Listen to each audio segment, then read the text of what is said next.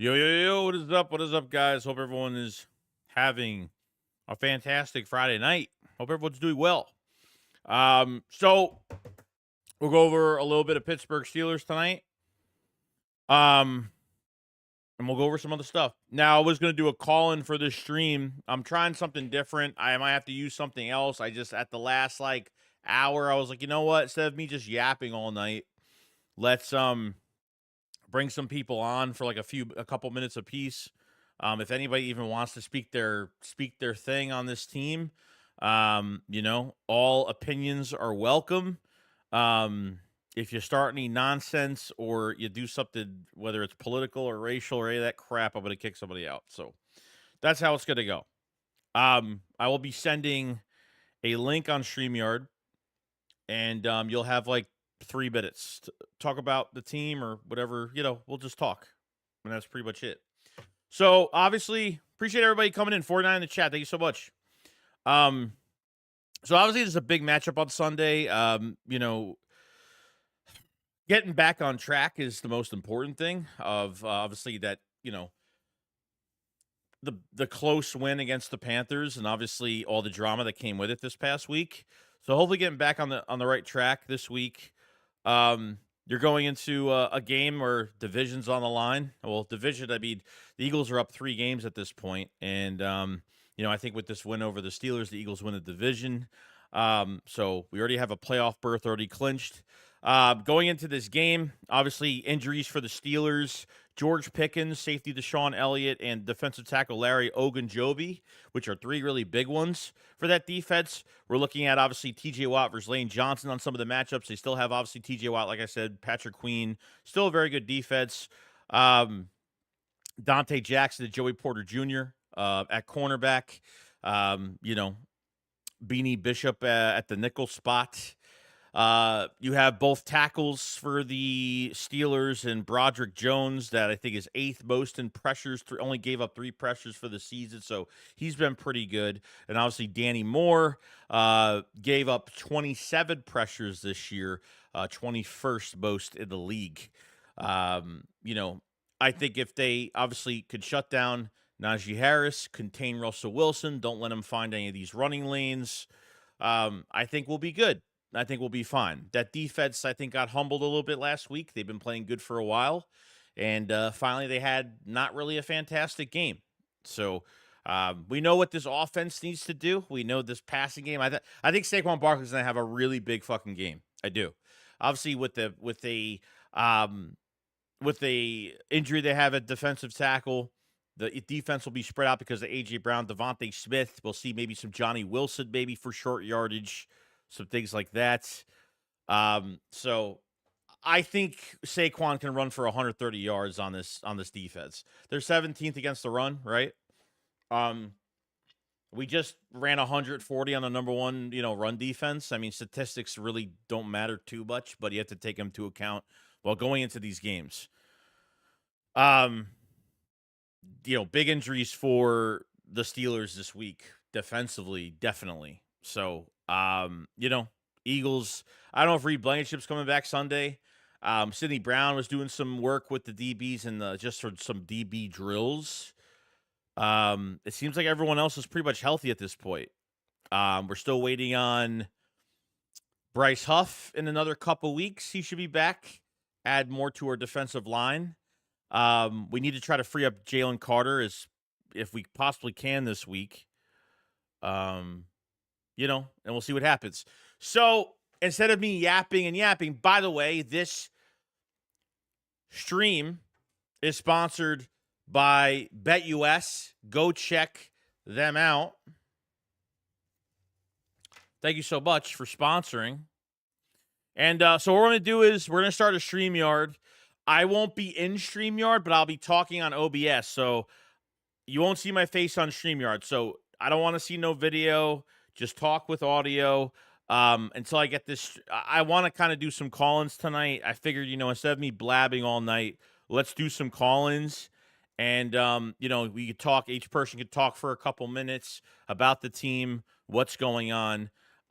So, yeah, let's do that. Is everybody on board? So here is the link. The link for the StreamYard. If you want to talk your sense for a couple minutes, just join up.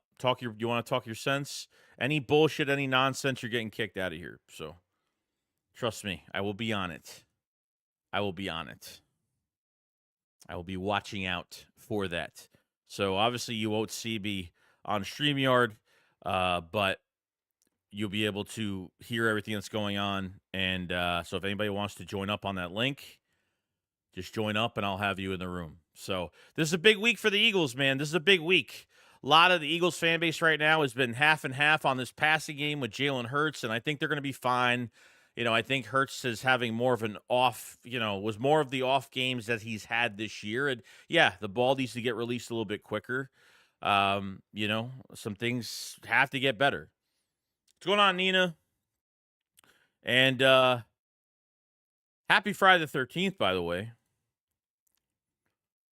Happy Friday the 13th. Hold on. All right. All right, we got our first guest coming in. First guest of the night. What's going on, Kyle? I think your mic is muted, by the way. Yeah, you're good now. You're perfect. What's going on, man? How you feeling about this team so far?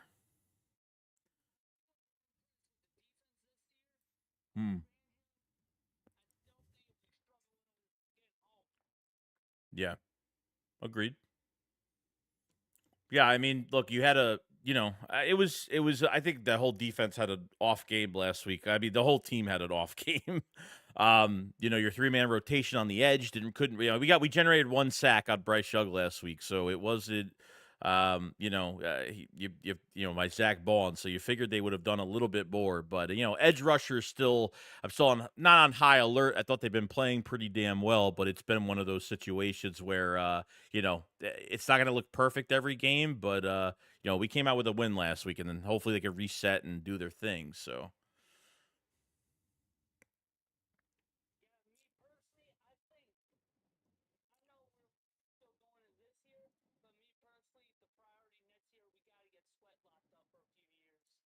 Yeah. Yeah, I mean, that one's going to be interesting. Whether it's Milton Williams getting re-signed, Sweat being re-signed, Mekhi Becton, Isaiah Rodgers. It's going to be a lot of a lot of really big decisions that the Eagles have to make. So you think Josh Sweat gets re-signed, huh? Yeah, I think him. Mm-hmm.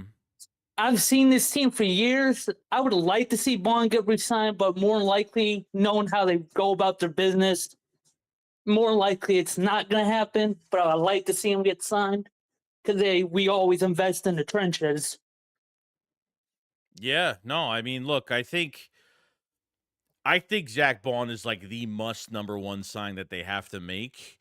I think literally two of them are probably must signs. I think Zach Bond will be one. I think Mekhi Becton should be another. Especially if Lane Johnson's retiring in a couple years. That I would say if you're gonna move whatever the future is for Becton, if they want to re-sign him and if he's moving to right tackle in a couple years when Lane retires and maybe Tyler Steen goes in at right guard or something like that, then sure. But we know Zach Bond, you don't want to hit the reset button at that linebacker spot after this year. You definitely, he's getting more expensive every single week. But my main concern is what you're talking about, which is which one of the two do they sign? Do they sign Milton Williams or do they sign Josh Sweat, or do they just leave it as what, or do they just let them both walk? So it's going to be tough. I think we need to at least get one guy re-signed on the edge because Graham's getting up there in age, and I know for a fact we're going to hit an edge rusher next year in the draft. Yeah, we're going to have to. We got no choice. Yeah. We have no choice. I tell you what, though, this guy I've been watching, he's starting to interest the Eagles, these two guys. This guy, his name is It's an edge rusher from Arkansas and this kid from the other guy from Texas A&M. Mm. Yeah, I heard it's a really good edge draft this year, so that's good. It's really good.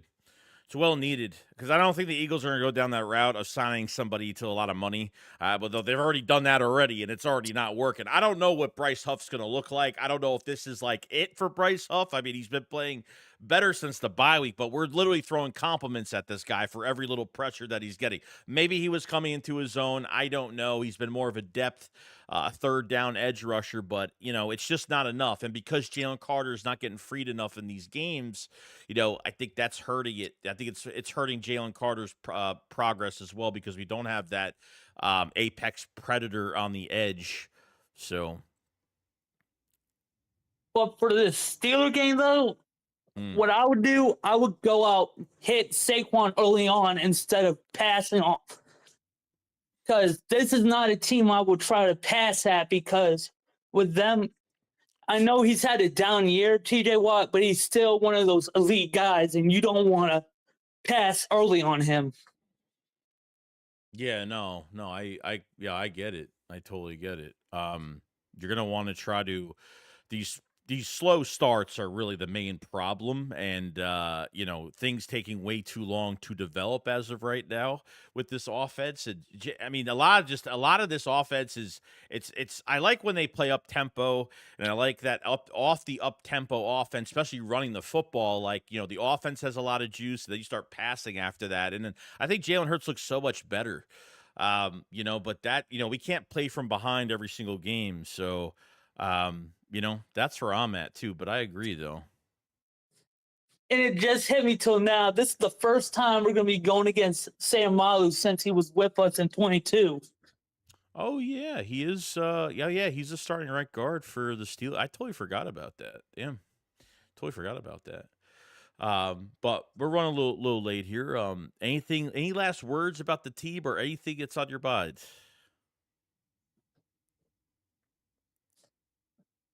Other than that, the only thing that I see stopping this team this year is injury and boneheaded coaching calls.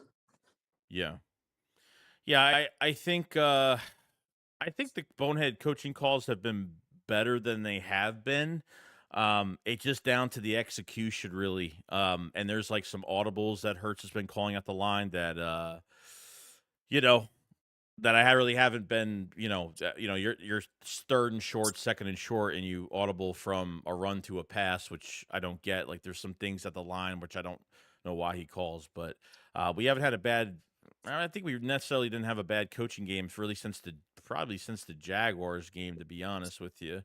Really the low statistical teams, to be honest. That's when Nick really took over in those games. But no, I think I think we're hopefully okay, not going to run into that later on. So I agree. Yeah, injuries are just part of it, man. It's just what happens. So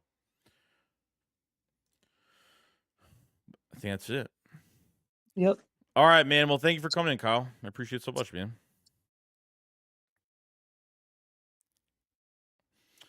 All right.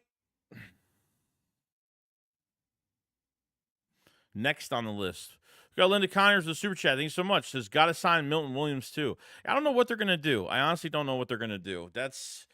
I don't think they're re-signing Josh Sweat just because they restructured his deal. I mean, I don't think so. Milton's had a pretty good year, so we'll see. We'll see. And we got our next guest coming in. What's going on, bro? Hey, what's up, man? What's going on, dude? How you feeling? Hey, man. Pretty good. I'm liking the team. Honestly, I guess I'll start off with the AJ Brown stuff. So I think most people made it. I think they took it the wrong way in a sense, and even especially the big networks that don't really like Jalen Hurts anyways. Right. I feel like they obviously he said passing, but I think especially us Eagles fans that actually watch the games. I think we can see like the passing. I think when he said passing, he was more so leaning towards like I don't know. It's kind of stale still passing the ball since, and I get it. We've had injuries and stuff, but it's just been a little stale. Hasn't been as electric as we know it can be. And I think that's more so where he was leaning. Even that Panthers game, it was just kind of stale. You had the same screen that everyone's tired of seeing. Right. The screen pass to, I think it was to Devontae, Right. just kind of boring.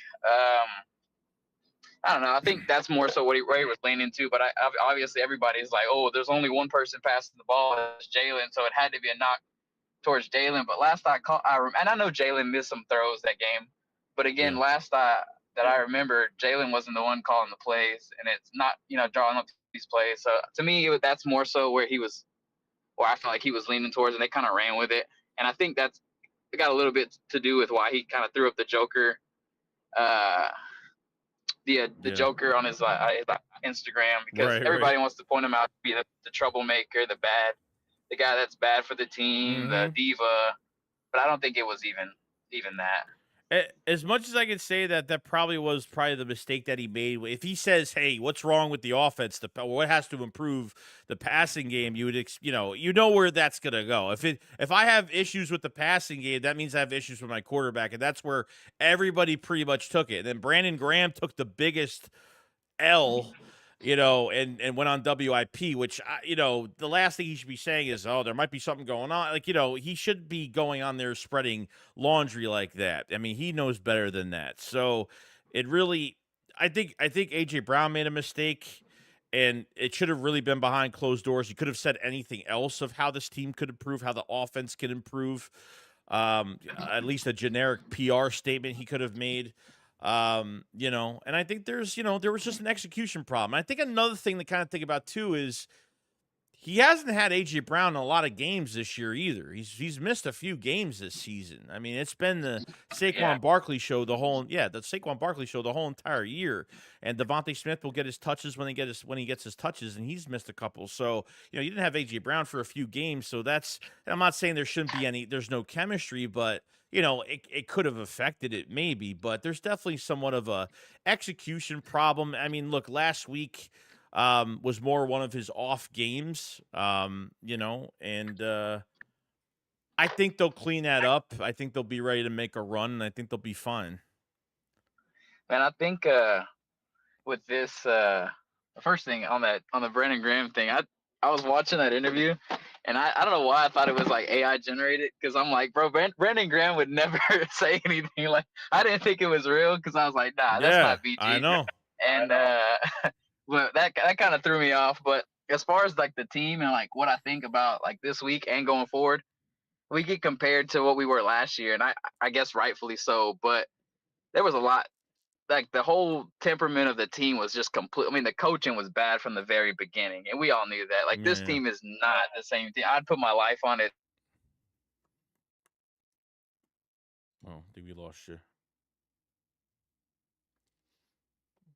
Want us to react the way we did last year, but this is a completely different team than last year. And man, the only thing that can really stop us is injury, and that's it. I think that we've been through the boneheaded play calling, we've been through the injuries, we've been through a little bit of we're going through this and getting past, in my opinion, this little in-house small things. And man, once we get past this, like there's nothing else at the team. We've been through the hard games where we're not putting up points at first. Mm-hmm. We had a bad defense at first. Everything started clicking. The missed field goals is happening now rather than later. Like, man, I just feel like the team has gone through so much early that the only thing that can stop us going forward is going to be injury. And I still feel like this team is going to make a good run this year. Yeah, I think even the Falcons lost. Like, people are like, well, we'd have the number one seed right now, but at the end of the day, it's like, without that Falcons loss, maybe they don't make those changes during the bye week. Maybe we still look the same. Maybe we have a worse record. I mean, you never know. When they lose games like that, because playing down to the competition, this is what happens. But the biggest difference from last year to this year, I think offensively you're more grounded, and I think number two, you have a defense. You have an actual defense this year, and I knew the defense was going to go through its ups and downs as the season went on, but just because Fangio had to deal with a lot of new faces in this defense. You know, you had one rookie, Cooper DeJean wasn't in the lineup for a while. You know, you had Avonte Maddox as a big liability at that inside corner spot. It was just a lot of moving pieces. And then finally, like post bye week, man, this defense has been lights out. But you know, some of these guys got humbled last week against in the Panthers game. We looked like the old Eagles. We couldn't tackle. We just felt like we were going through the motions. Like this isn't what this team is. So I don't think they're going to be like that the rest of the year. You know, and I think there's been bad coaching. I think there's been bad execution. I think bad execution from the quarterback. I think it's been a bunch. You know, offensive line has gave up on some pressures. I think it's been a mixture of a lot of things. Yeah. You know, but everybody is questioning this quarterback and not being a pocket quarterback and not making the simple throws. Like, you know, there are instances when he misses wide open guys. There's instances where, you know, on a basic curl route, he doesn't even throw at the right time. You know, he hesitates throwing the football, you know, not trusting his arm, you know, hesitates way too much. You know, maybe some of these play calls, some of these plays are taking way too long to develop. So there's, you know, it's all the whole thing is this, like everybody makes it out to be that Jalen Hurts is the only one that makes these fucking mistakes. That's Yeah. that's where I'm at. Like Jared Goff could throw. If Hurts threw 5 picks in a game, would he be respected? Probably not. He'd be out of there. If the Eagles kicked 4 field goals, and fucking scored a touchdown, a Hail Mary throw, would he get respect? Probably not. Other teams get that respect, but every team that has come against us has been hyped up. And then after we beat them, like they're thrown in the trash. The Saints were the #1 passing offense, embarrassed them. Where are they now? Washington, you know, we beat the crap out of them, you know, after all the hype with them. And now it's the excuses. Jane Daniels, a rookie, his ribs, his band was busted. I mean, there's always. There's always something, dude. So, you know, we didn't play good against the Browns. We didn't play good against the Jags. And those were 2 games that Nick took over on those play calls. Like when he was being so fucking aggressive, it was ridiculous. And then we got to this Panthers game. I swear, every team that we played, besides the Giants, because there was a lot more going into that game because Saquon was returning to MetLife. So there was a lot more going into that game. But every time the Eagles face a low statistical team, and the Panthers, as of recent, have been playing a lot better, they play down to the competition all the time. Yeah, I agree. Yeah, man. That's pretty much all I got. I got a couple questions to end with for you. Okay. But one of the things that I'll leave you with on the Jalen Hurts is, what did he say? He said, at the end of the day, Jalen Hurts is gonna make it look the way Jalen Hurts wants it to look, but at the end of the day, he's a winner. That one has got to be one of my favorite all time. But I'll ask you this: what team would you want to see if we get the 2nd seed, and if we go to the Super Bowl? What team would you want to play in the Super Bowl in general? Yeah. I mean, as much as I want revenge on KC, I mean, I wouldn't mind seeing Buffalo, to be honest with you. That'd probably be a really good that'd be a really good game. I think that'd be. I mean, you saw last year I mean, that was the big hard attack. I mean, we had hard attack games every fucking week last year. Let's be real. Like that shit sucked last year. This offense couldn't score 30 plus points a game. Like it was like, dude, what is this team doing? Our talent only brought us so far last year. But I mean, like, honestly, dude, I'm one of those guys that if they look theoretically, the Eagles have to win out, and the Lions have to stumble in like 2 games. I don't even think that's gonna happen. If the Eagles have to go on the road to go to Detroit, you know, for the NFC Championship game, I'm fine with that. As much as I would like the Lions to come out of that, you know, being comfortable in their dome stadium and play in cold weather, as much as that's like the biggest pro of that. I think the Eagles play better on the road, and I think they have been playing better on the road this year than they have played at home.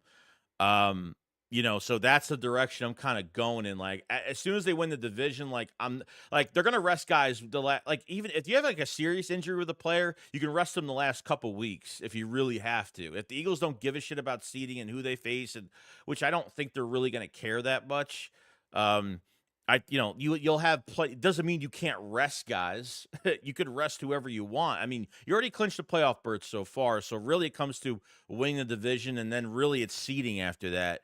So that's what you're looking for right now, and that's really it. And that last seed, who like if we get the second seed, who would you want to play and as a 7th seed? I think Would you want to play Washington again, or would you want to? It might be the Rams or the Seahawks. Yeah, I mean, I think Rams would be a tough game. They've been playing a lot tougher lately. I mean, we pretty much faced them the first time they were actually healthy, and it was a tough game, but we pulled out real nicely.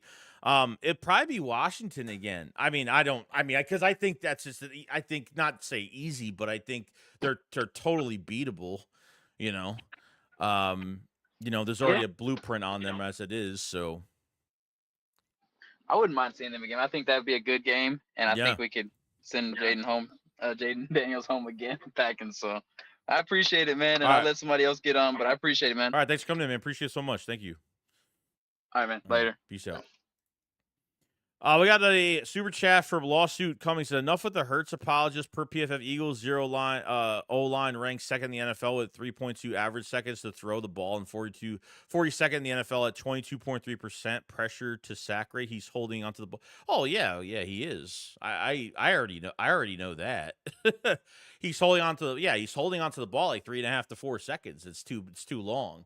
Hesitating on his throws, not trusting his arm. I mean, and I think that's part of it. And I think part of it too is like Kellen Moore and Nick have to create the short passing game, up tempo offense. They need to do things quick.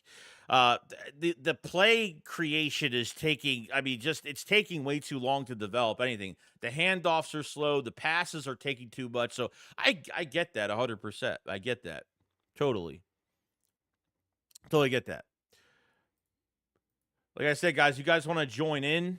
If you guys have anything to say, you want to get something off your chest, you could be pissed off. You could be, doesn't matter. This is a free. This is you have say you can say whatever you want here. That's what I'm saying.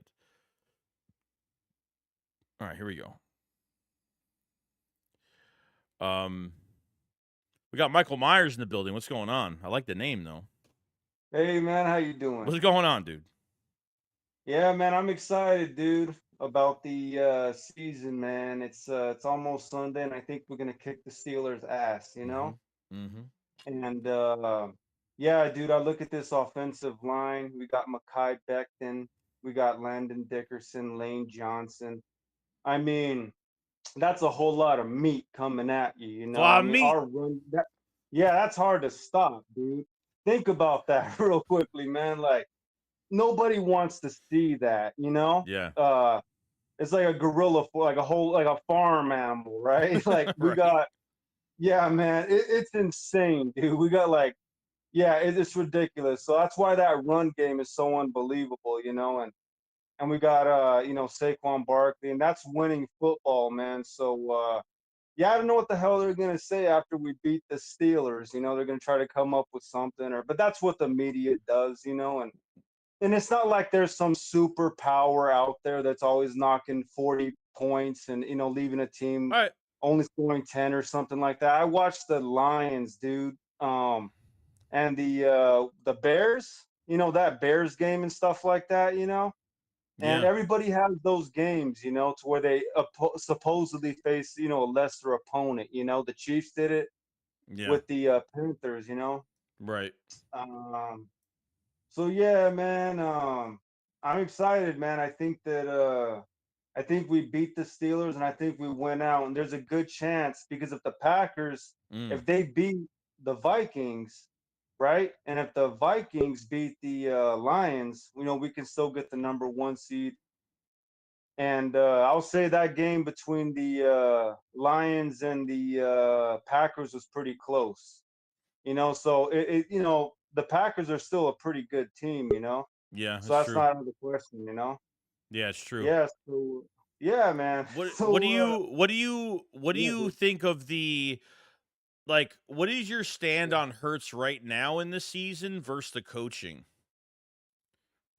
I think they have everything figured out because of his mentality, Mm. because of the way he is. He doesn't seem immature or anything like that. And he's already been to a Super Bowl. We've seen him play, Patrick Mahomes outplay him. He's got it in him. Right, right. And we've seen what Nick Sirianni did. I mean, Kellen Moore, he's had the top offense in the league twice, in the entire NFL. So he's in good hands with Hurts. Yeah. Yeah, and all this stuff, and I think that sometimes we're just overlooking it, or we're just, we're kind of not, not seeing the real picture. Because think about it this way, right? Imagine having the number one offensive line and the number one running back. How insane would it be to throw the ball 40 or 50 times? Like, that would be crazy. That would be malpractice. Like, so I think that Kellen Moore saying, hey, man, look at what we got here. Yeah. We got a devastating force, you know? And dude, when you run the ball, you're wearing teams down. Nobody wants to get their ass beat back and forth down the field Mm-hmm. all day and ran on. Right. So yeah, man. And here's the thing, dude. In regards to the passing game, I watched the Rams game and Hurts looked, really, I guess if you want to say aesthetically pleasing. Or, I guess that's the way a lot of people, they want the aesthetics, instead of the functionality of actually winning a football game, grit. So I don't know, man. I think that I'm not even kidding, man. I really think that we could take the Lions, we could take the Steelers. Weren't the Baltimore Ravens also the number one offense? Like, it makes me laugh because there's always these goalposts moving. Oh, it's always moving. It's when in regards to this team, oh yeah, it's moving like Yeah, every single time. I know. exactly. Yeah, man. It makes me laugh because it's hilarious because it's like, we just we held the number one offense to, what was it, 20 points?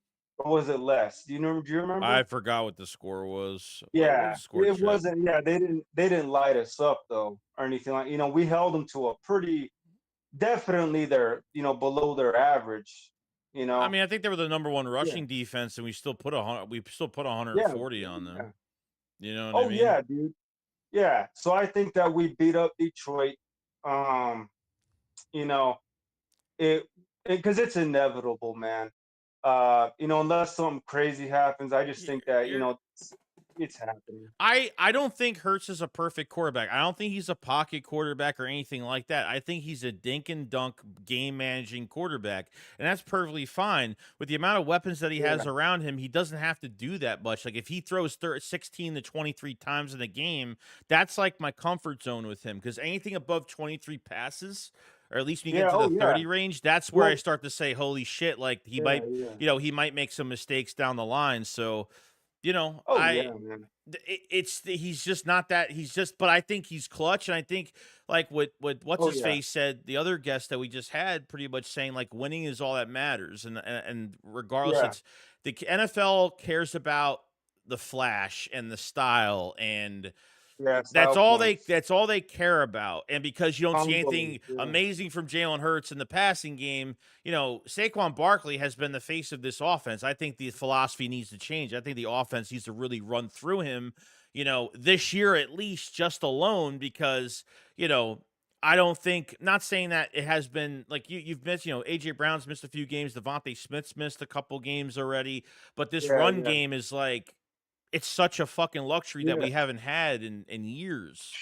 65 years. How no? What is it? 55 years since I forgot that guy's name. Eric Dickerson, right? Has Yeah. been 45, almost 50 some 40, I years. think it was like 40 years. Yeah, it's like 2,100 40 yards. Like, this is historical, man. Like, Yeah. this isn't 5 years ago. Oh, we haven't seen this since 2015 or something. Yeah. This is 45 freaking years, man. Like, it would be, that's why I said, dude, it'd be malpractice if we didn't use it to the advantage. Oh, yeah. Because yeah, we got a major superpower right now, and it's like people are trying to take that away. And that's why Jalen Hurts, he said, keep the main thing the main thing. He says we have a new dynamic in our offense. Right. And he said that the goal hasn't changed.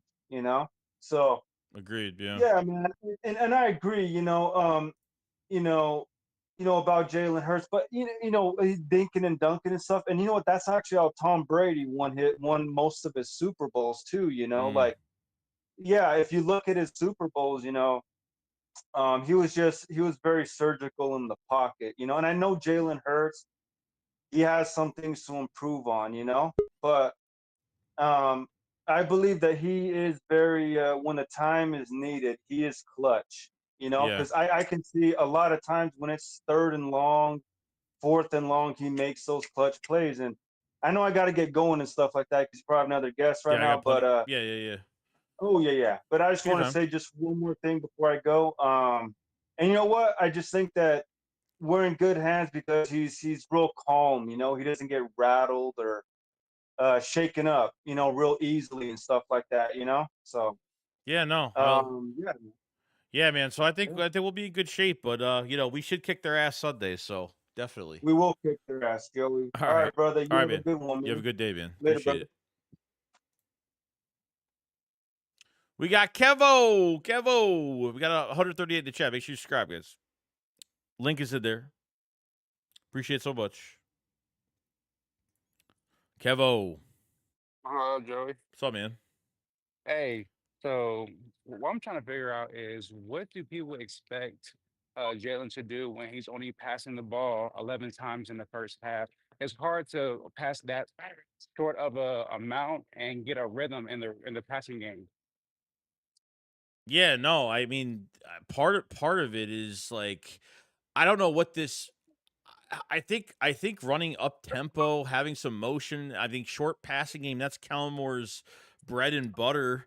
That we don't really see too much of the first half of these games. I don't know if they're looking for the kill shot downfield sometimes, or Hurts just hold on to the ball too long, and then 9 out of 10 times when he's not patient in the pocket and when he escapes too early, it goes nowhere. Like I said, I think the philosophy really needs to run through this running back, man. I think Oh, it for sure. does. I think the main thing is that last year, or the year before during the Super Bowl, he was throwing a lot of deep passes. I think the defense is starting to realize that because since then, what I've seen from this year is that with the defense, they're starting to push the two safety high 10 yards back. So that's kind of taken away from the deep ball right now. Yeah, that's true. No, So I I mean, it's agree. kind of hard for him to throw deep balls and do what he really wants to do, including with the fact that they know that he wants AJ. So all they're doing is pushing the safety over. I mean, there are some passes that I've seen that he has missed for sure, but with them knowing that, knowing how Jalen operates, I don't understand why all of these running routes are taking so long to develop. Yeah, I think part of it too is not take what the defense gives you. Like when you just play action, or I mean, when you just do shit out of shotgun and you just you're sitting there for 3.5 to 4 seconds trying to throw the football. I mean, if the check down's available, take it. Make the defense worry about something because you're not getting any looks from that. You're not getting the matchups that you want. You're not making the defense worry about a check down or any type of slant or something like that. Everything's got to be either a deep ball downfield where you're always looking for AJ Brown, which I think a lot of teams are starting to recognize that now. I just think this offense needs a jolt of like I said, up tempo offense. I like when they start running up tempo, getting a nice run off of there, and then passing off of that. I think Jalen Hurts looks great. But when you make the guy throw so much at that first half, and it's dead plays and really goes nowhere. It's just it looks slow. It looks robotic. It looks generic. It looks like there's nothing cooking with that offense when it comes to the first quarter to now. Like they're starting to bleed into the first half of these games with these plays. But no, Kevo gone. I think we lost Kevo. Can you hear me? I hear you now. I hear you now.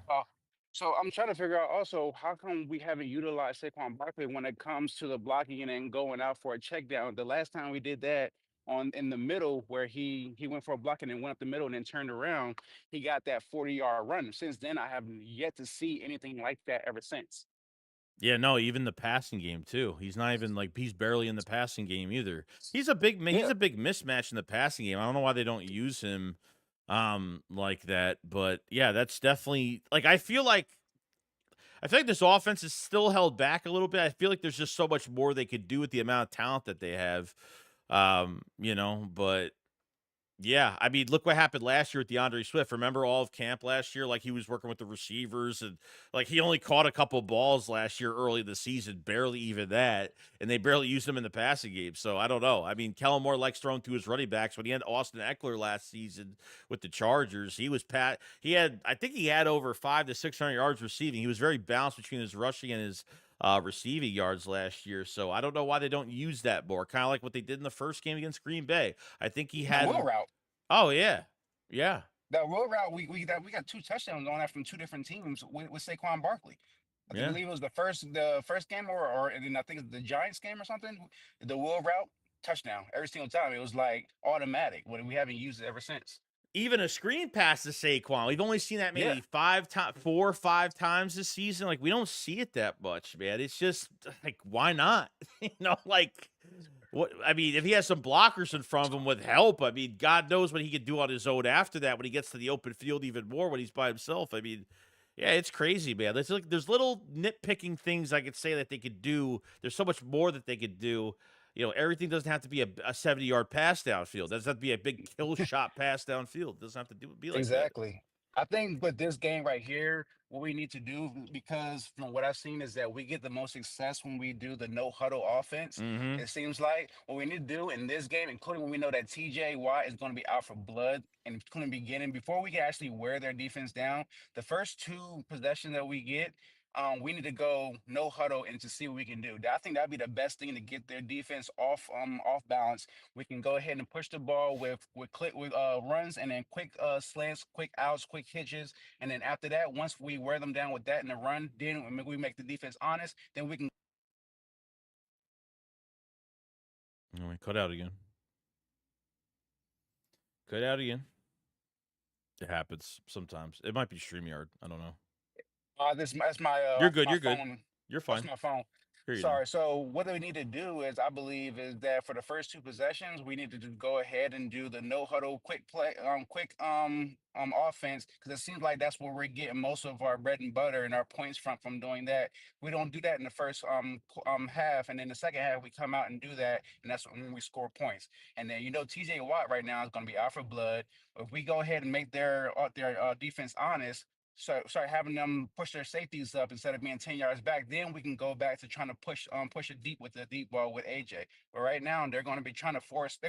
I believe what they're going to try to do is stop the running and force Jalen Hurts to win with his arm. But the only way to do that right now is to stop doing these routes that's taking 15 yards, 20 yards down the field, and just start knocking out 5, 10 yards, Yeah. dinking and dunking until they push their safeties up. And then after that, if you want to go deep after that. Yeah, I mean they took a. I mean the Steelers definitely took a hit this week. Obviously, other than George Pickens, I mean they don't have Deshaun Elliott at safeties. It's one of their best. Yeah. That's a big weapon they have back there. That's And gone. Jerry, Yeah. he's out. So Big 99, I thought that he was definitely going to try to stop the run, but with him out, we can definitely take advantage of the middle of the field, the middle, the running up the middle with Saquon for Oh sure. yeah. If we can get under some safety, hiking under the center for sure. I mean, freaking regardless, I don't care what defense is ranked this season. Like this team could run on anybody. Anybody. This team could run anybody. I mean, even with the Ravens, they're like a number one rushing defense. Everybody got all nervous of the week that that Hurts was going to pass over 30 times in that game. But it worked. We got dropped 140 rushing yards. We didn't give the ball to Kenneth Gainwell one time.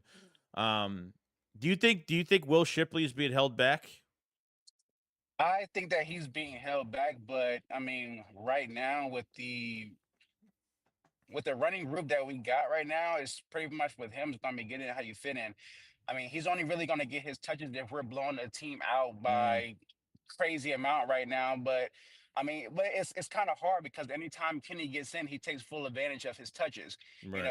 It'd be different if Kenny, every time he got in, he only got maybe a yard or 2 yards. But it seems like every time Kenny gets in, he has a vision. He pops for 10 to 15 plus every single time he touches the Yeah. ball. So it's kind of hard to say, hey, we're going to go ahead and start putting Shipley in there because now you're taking the touches away from Kenny. Yeah, no, it's true. No, I get it. I totally get. I totally get the whole thing. I think in the future, I think Will Shipley will be. He's more of that dual threat back that fits the mold of Kellen Moore's offense. Yeah, for sure. I think at some point, Kenny gonna want a bag from a team, and Yeah, he's of gonna get it from course. somebody. So that right there, I think it'll be next year.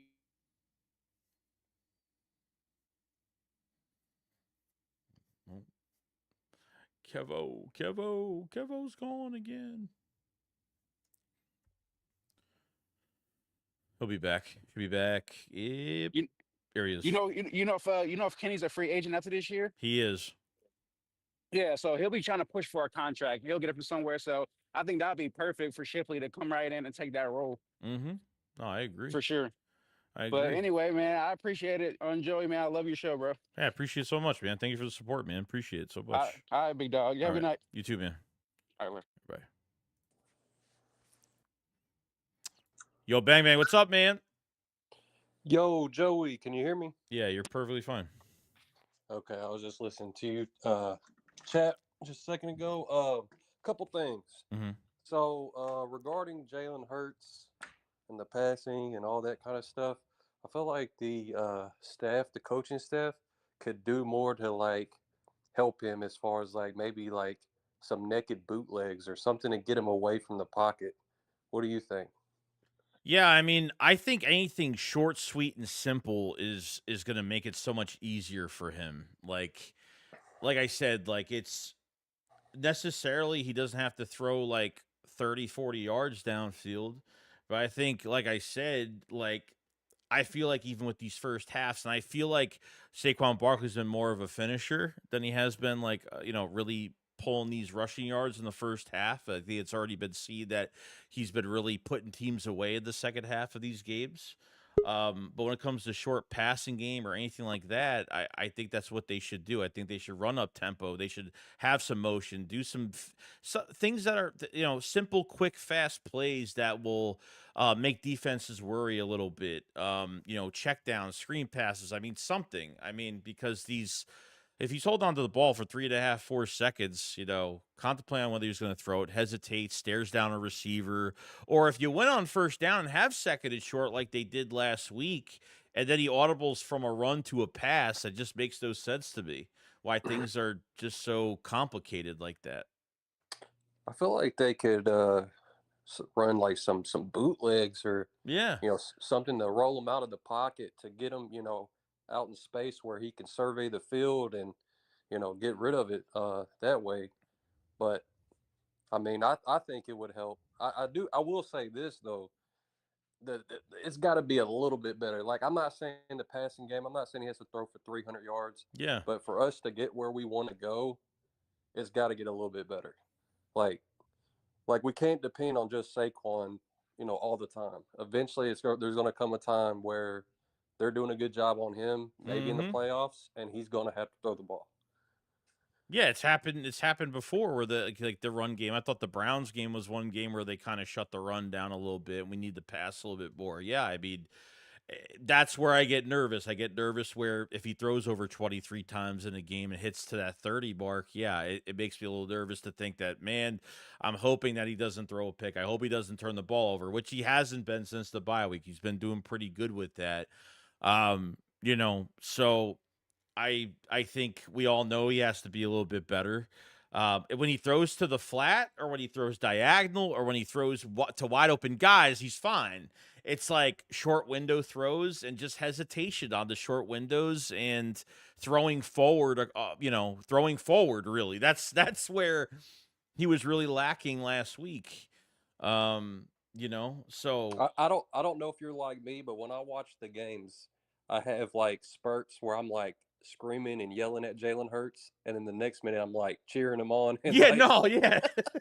No, on my live streams, that's how I am. Like, in the heat of the moment, you're just pissed off, But I don't think he's ever going to be perfect in the pocket. I don't think he's ever going to be perfect. But when the guy's clutch, he's clutch. I think one thing they need to eliminate from this offense are these fucking draw plays.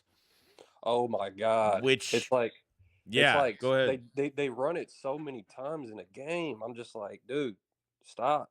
When Hurts had that 30, what was it, like that 35-yard run, when it happens naturally, it's the best thing. Like when he can escape and it happens naturally, that's when it works. Like teams are figuring that shit out and they're stopping it immediately. Or, there was miscommunication with Devontae Smith. There was miscommunication on an almost fumbled snap to Saquon Barkley. Like there was a couple weird things that happened last week. So I don't think. Let Go me ahead. ask you this. Do you think Kellen Moore has full control of the play calling? No. Because when I watch the games, a lot of the times it's like repetitive. Like I see a lot of the same plays throughout the game. Like you just said, the quarterback draw. Yeah. It's like there's not enough creativity. I feel like they could do more, like you said, with more screen passes. Like the plays that we ran against the Rams were great. Like the screen pass to Saquon, remember that play? Oh yeah, the screen pass to the right side. Yeah, right. We that's the only time we've ran that, I think, this whole year. Yeah, there's probably like 3. It wasn't much. It was not more than like 3 times. It wasn't much. So you're right. It's not. They don't throw enough screen passes. Like I don't want to throw a screen pass to Devontae Smith.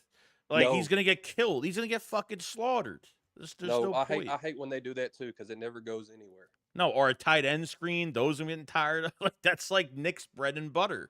Like.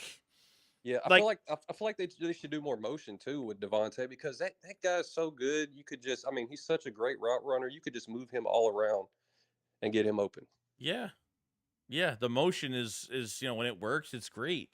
Kellen Moore comes to these press conferences on fucking Tuesday or whatever, and he's just like, "Oh, I know it's a, he doesn't, he's very PR wordy. He's not, he kind of walks on eggshells in some of these press conferences. Like they know the offense is fucking slow. 17 points. That's all they've scored in the first quarter this year. 17 points. There's just too much talent on this team. I know. I mean, 17 points in the first quarter. Like, there's just too much talent to only have 17 points the whole year. I mean, like I said, if we want to get where we want to go, I'm not saying it has to be perfect, but it just has to step up just a notch. Yeah, and this is what happens. Like your defense has been playing lights out. Last week was the first week they got humbled. The first week where the defense actually struggled a little bit, and then it's like, now what? Like your offense, you're like waiting for this offense to kind of pick things up, and it's taken too long. When in other games the defense would just be, they only held the Panthers to 16 points, but every time they faced a statistically bad team this year, they've always played down to that competition. Now, the Panthers have played relatively well the last couple weeks, so they have nothing to lose. They're going to give us their best shot. When we have a good record the way we're playing right now, 9 straight games, that's great. The Eagles beat the record next game. If they beat the Steelers, that's 10 games. That's never happened in the team's history, I don't think. So I will say this: playing the Steelers this Sunday, the passing game will definitely have to be better because, like, I feel like we'll be able to run the ball still, but I feel like the passing game is gonna have to be because they have a good defense and it's gonna be a physical game. It's just gonna be like when we played Baltimore, pretty much. I mean, same division. They play physical, so we're gonna have to play physical. But I feel like we're gonna have to throw the ball just a little bit better in this game. Yeah, I mean, they have 28 takeaways. I mean, first to the NFL. I mean, you can't make mistakes against this team because they will capitalize.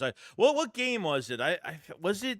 Yeah, the Ravens game. I mean, they fumbled it 3 fucking times. They couldn't grab one off the ground. Like, yeah, I think if I had to nitpick about this defense, it's like, man, can they catch a fucking pick or what? I mean, Jesus Christ. I mean, get a turnover. I mean, it's kind of insane. I would say that's our biggest. It's not even really a big issue, but on defense, I would say that's like our biggest problem. Yeah. On defense is get takeaways. Other than that, I feel like the defense is really damn good.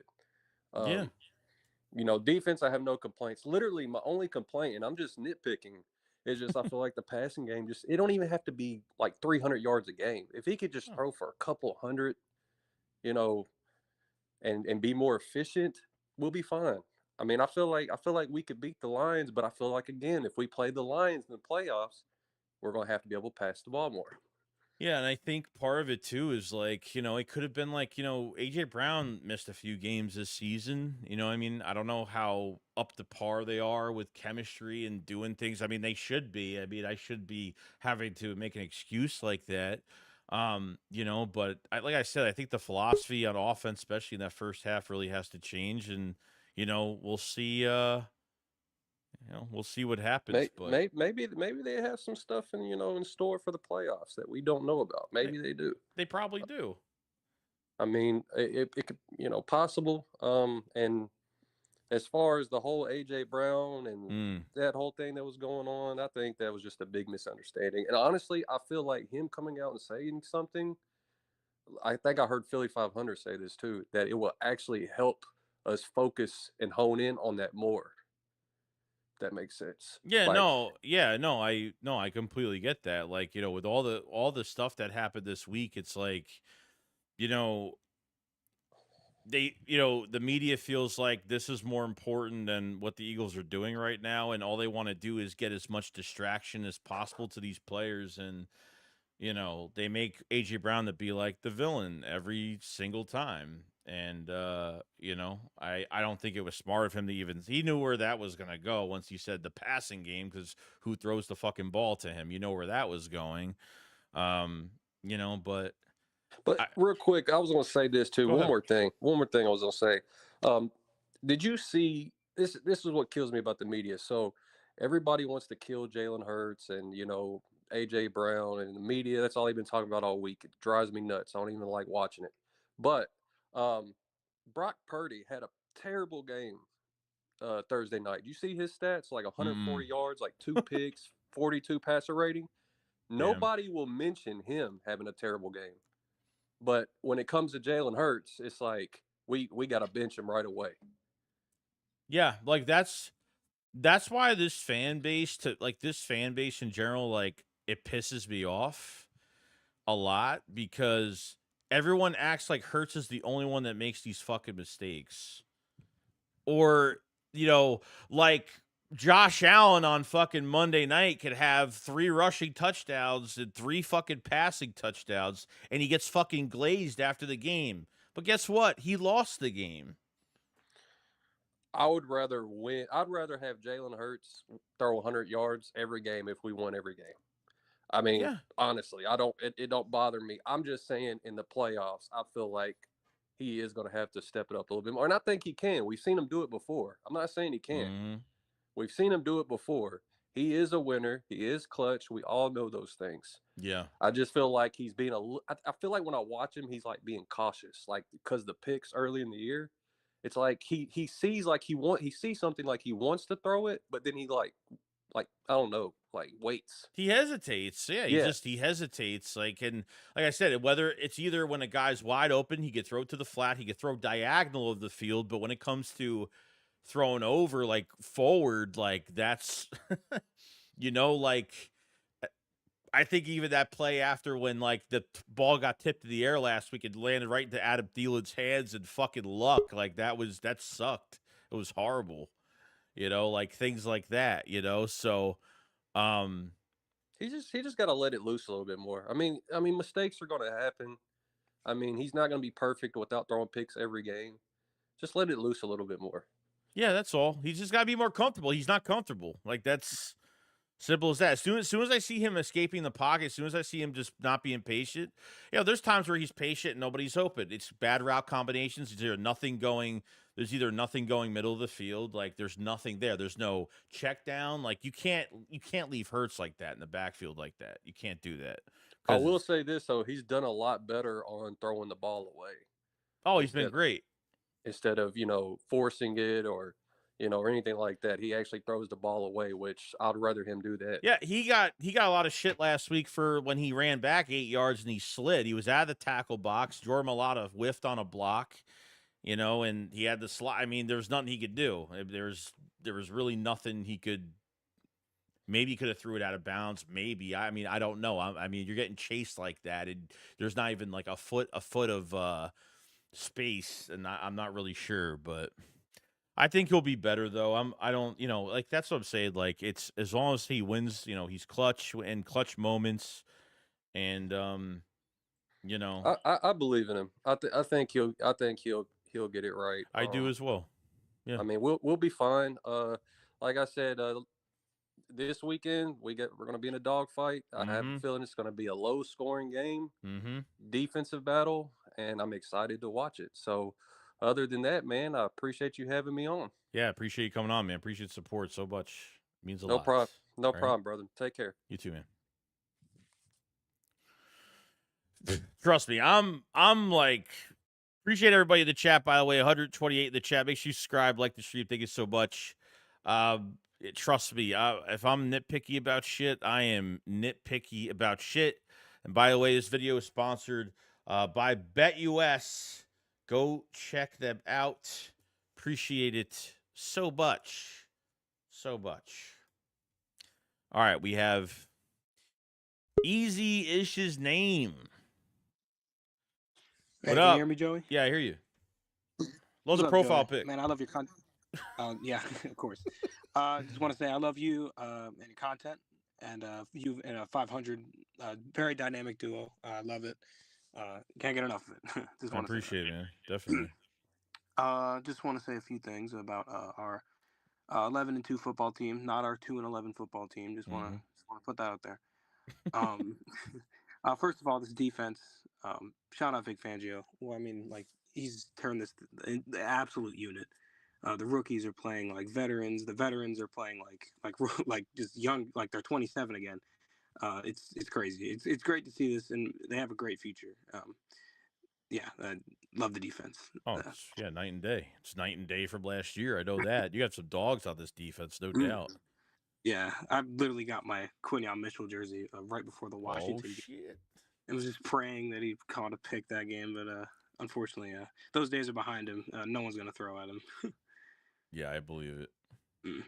In terms of like Hurts and stuff, like we all know he's not, Tom Brady or like Peyton Manning or Patrick Mahomes. We all know that. But the way that the coaching staff is just like putting like the route combinations and the lack of just like short stuff and not enough screens, it's just like, man, like what are they? It's hard to see like why Jalen gets so much hate when you turn on the film and everyone's like 30 yards downfield and he's running for his life back there on like 50% of the plays. Yeah.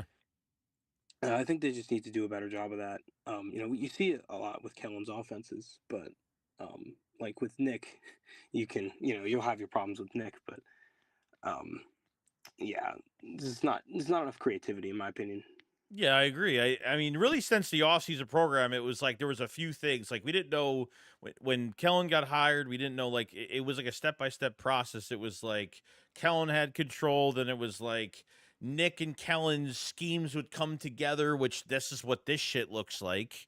Especially these first halves that look just so generic and just like there's no life, there's no quick, nothing simple with this offense. Everything has to, we're clawing for first downs. Like, I mean, it's hard to watch sometimes. I mean, 17 points in the first quarter. I mean, all year.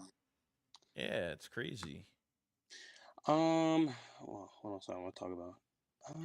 I mean, like, yeah, just throw a slant. Like, it's unstoppable. AJ is gonna get that like 20 yards every time. There's no stopping that. We all know that.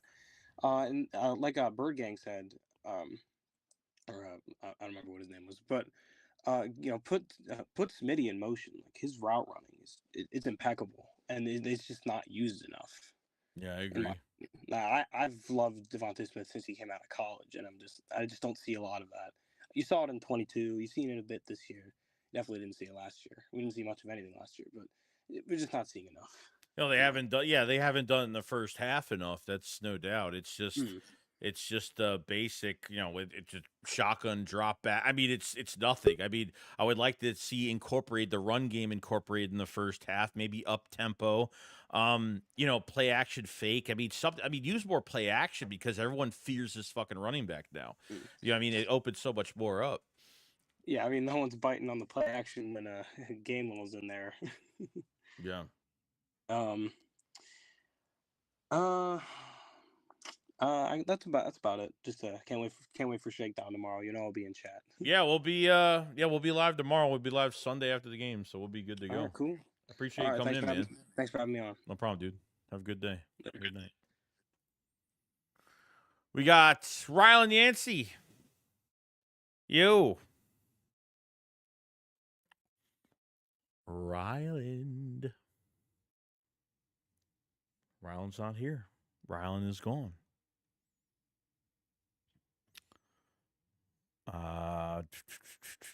Ryland, are you there? Are you there? All right. Give him another 15 seconds. If he doesn't come, we'll just skip on him, go to the next, and then we'll move. We'll go back to him once we're done. All right, he's gone.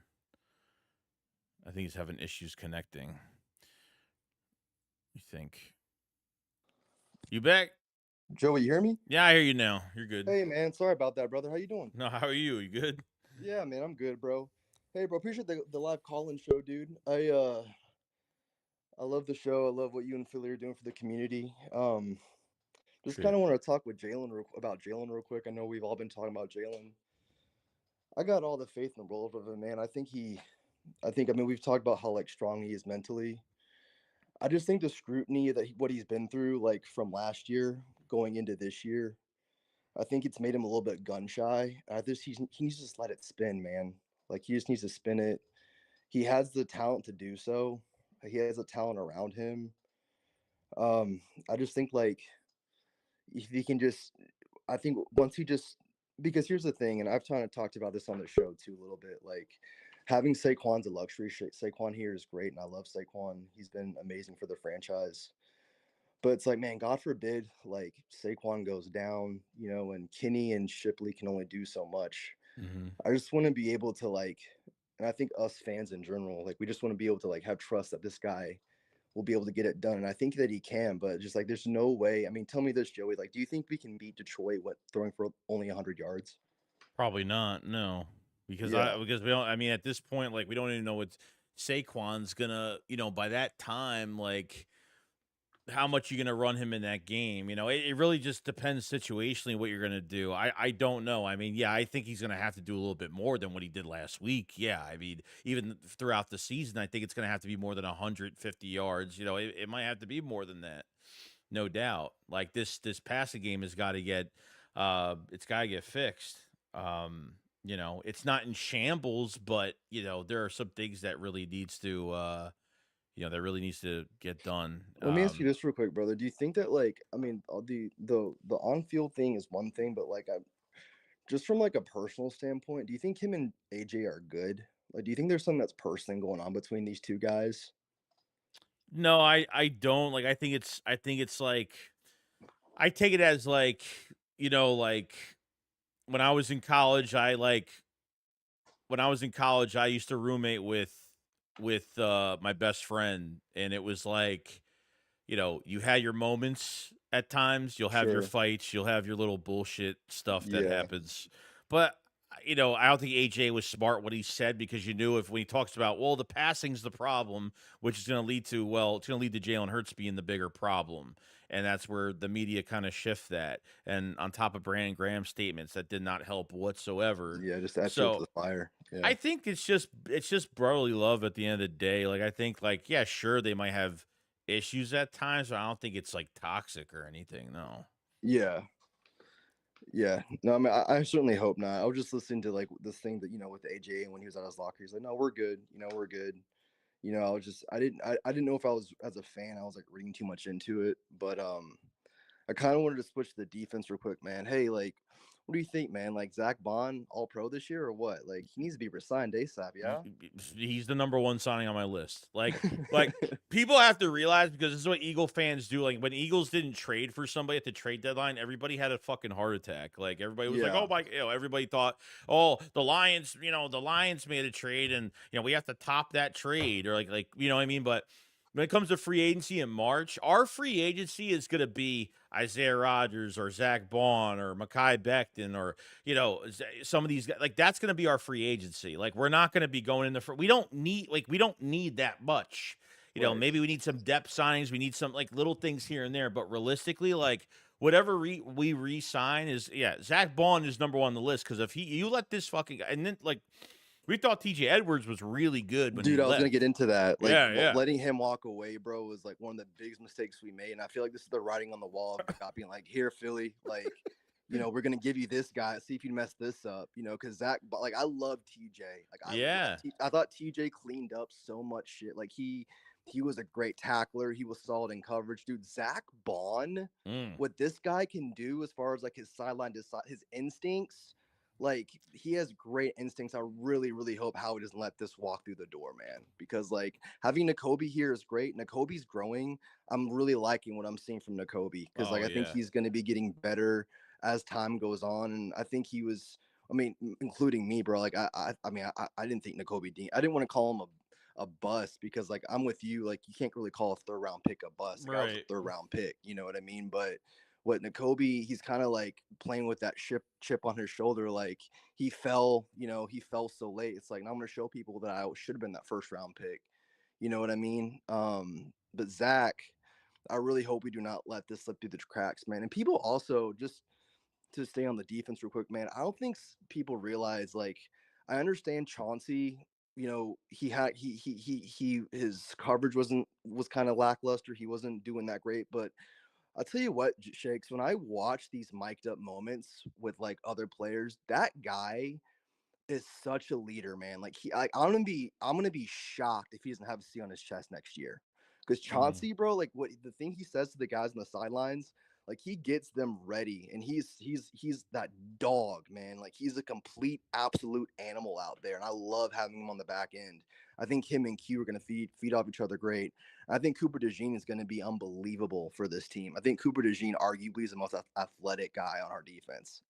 Not the best player, but one of the most athletic player. Yeah, he's a first round talent, dude. Like he should. I mean, that draft went our way totally. We had to jump in front of Green Bay to get DeJean in the second round, but theoretically, like there was 14, 15 offensive players taken. There wasn't one defensive player taken until 15, 16. So like insane. It just never happens that way. Yeah, that draft when it always happens like that every single. It's never gonna happen like that every year. Like that was just really lucky how he landed right to us in the second round, which was great. But Chauncey's got that swag. You know how much of a leader he is, and he's so important to this defense, no doubt. And he's been playing a lot better since the bye week, post bye week. Yep. Zach Bond was like a fucking nobody. Zach Bond was a edge rusher, transitioned to an outside linebacker, role player, had a couple picks last year. He's already been through his full contract with the Saints, never had a forced fumble when he came to Philadelphia. Didn't play inside linebacker until he came to Philadelphia. Howie Roseman, this is what Fangio said a few weeks ago. He said Howie Roseman brought Zach Bond to be a backup outside linebacker / special teamer. And Vic was like, no, he's an inside linebacker. Like, look what he did to Van Ginkel when he was in Miami. Van Ginkel was a nobody for 3 years. The last year, Van Ginkel had like 53 pressures and like 6 sacks. But Zach Bond is better than all these guys. I mean, he's the number one linebacker in the league right now. I know, dude. It's crazy. Know. Like you can't. I mean, and credit to Vic Fangio. Like that's one thing. Just to switch the coordinators real quick. Because I've always been worried about I think the things that what Jalen's able to do with like having this revolving door of coordinators, I don't think fans like really like give him the credit he deserves, because like it's really hard to learn a new system. Thank God we're gonna have Vic here for a while. Vic's probably gonna retire being a coordinator here now. Yeah, no, he's already been a head coach. I think, like, well, he should have been here last year. He should have been here Right. last year. Yeah. But because of obviously Gannon promised us he was going to be here, and then the fucking illegal tampering shit happened. With the Cardinals from the NFC, when he wasn't even paying attention to, he was more fucking worried about that than he was worried about what we were doing between the NFC Championship game and that friggin' Super Bowl we had in 22. Because he kind of just sucked in that game regardless. But, Fangio, yeah, I knew this defense was going to take its bumps and bruises on the way because there was just so many new players. And DeJean wasn't in this defense, for a while, so he didn't get settled until a few games down the road. So I mean, it's looking really good. I mean, that's the difference that you had from last season. I mean, you have a defense this season, so we might have questioned this defensive line a little bit, but I think it compensates for a good secondary. And I think we do a pretty good job. So, I mean, I'm already weirded enough from this from this whole entire live stream tonight because every time I make a video, everyone shits on Jalen Hurts. Like, I know, man. it's. I mean, people are paying fucking money to like talk shit about him. I don't get it. I mean, like, and I'm very critical. Like, there's a lot of people that don't like. I hated like after that open practice, like Nakobe Dean. Like, I was already like fucking done because I was like, I don't even know if this guy's getting burned by Kenneth Gainwell like on fucking wheel that routes. Cut Kenny had on Nakobe? Oh yeah, like, a couple of him them. out? Yeah, a couple of them. Yeah. And I was just like, man, he just got fully embarrassed, like in an open practice. Like, I didn't know, I think the main thing with Nakobe Dean was they didn't Devin White didn't become the starter because the Eagles were like sitting there and they were like, we can't let Nakobe Dean's finally healthy and now we're going to sit him behind Devin White on the fucking bench. Yeah, like, that's not happening. sense. So I totally get why they let Devin White go. Now I get it, Yeah. But, let me ask you this real quick. If the season ended right now, do you want Kellen back next year? yeah, I do.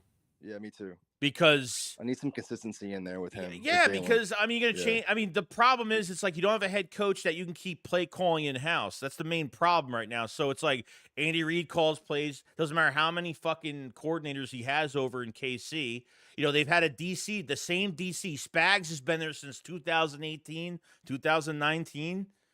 Yeah. He's been there for a while. So a lot of coaches don't, but because they buy into what they're doing and they're winning championships, it makes coaches want to stay. But Kellen has been looking for a head coaching job. And the problem is, if someone wants to interview him for a head coaching job, they can't block it.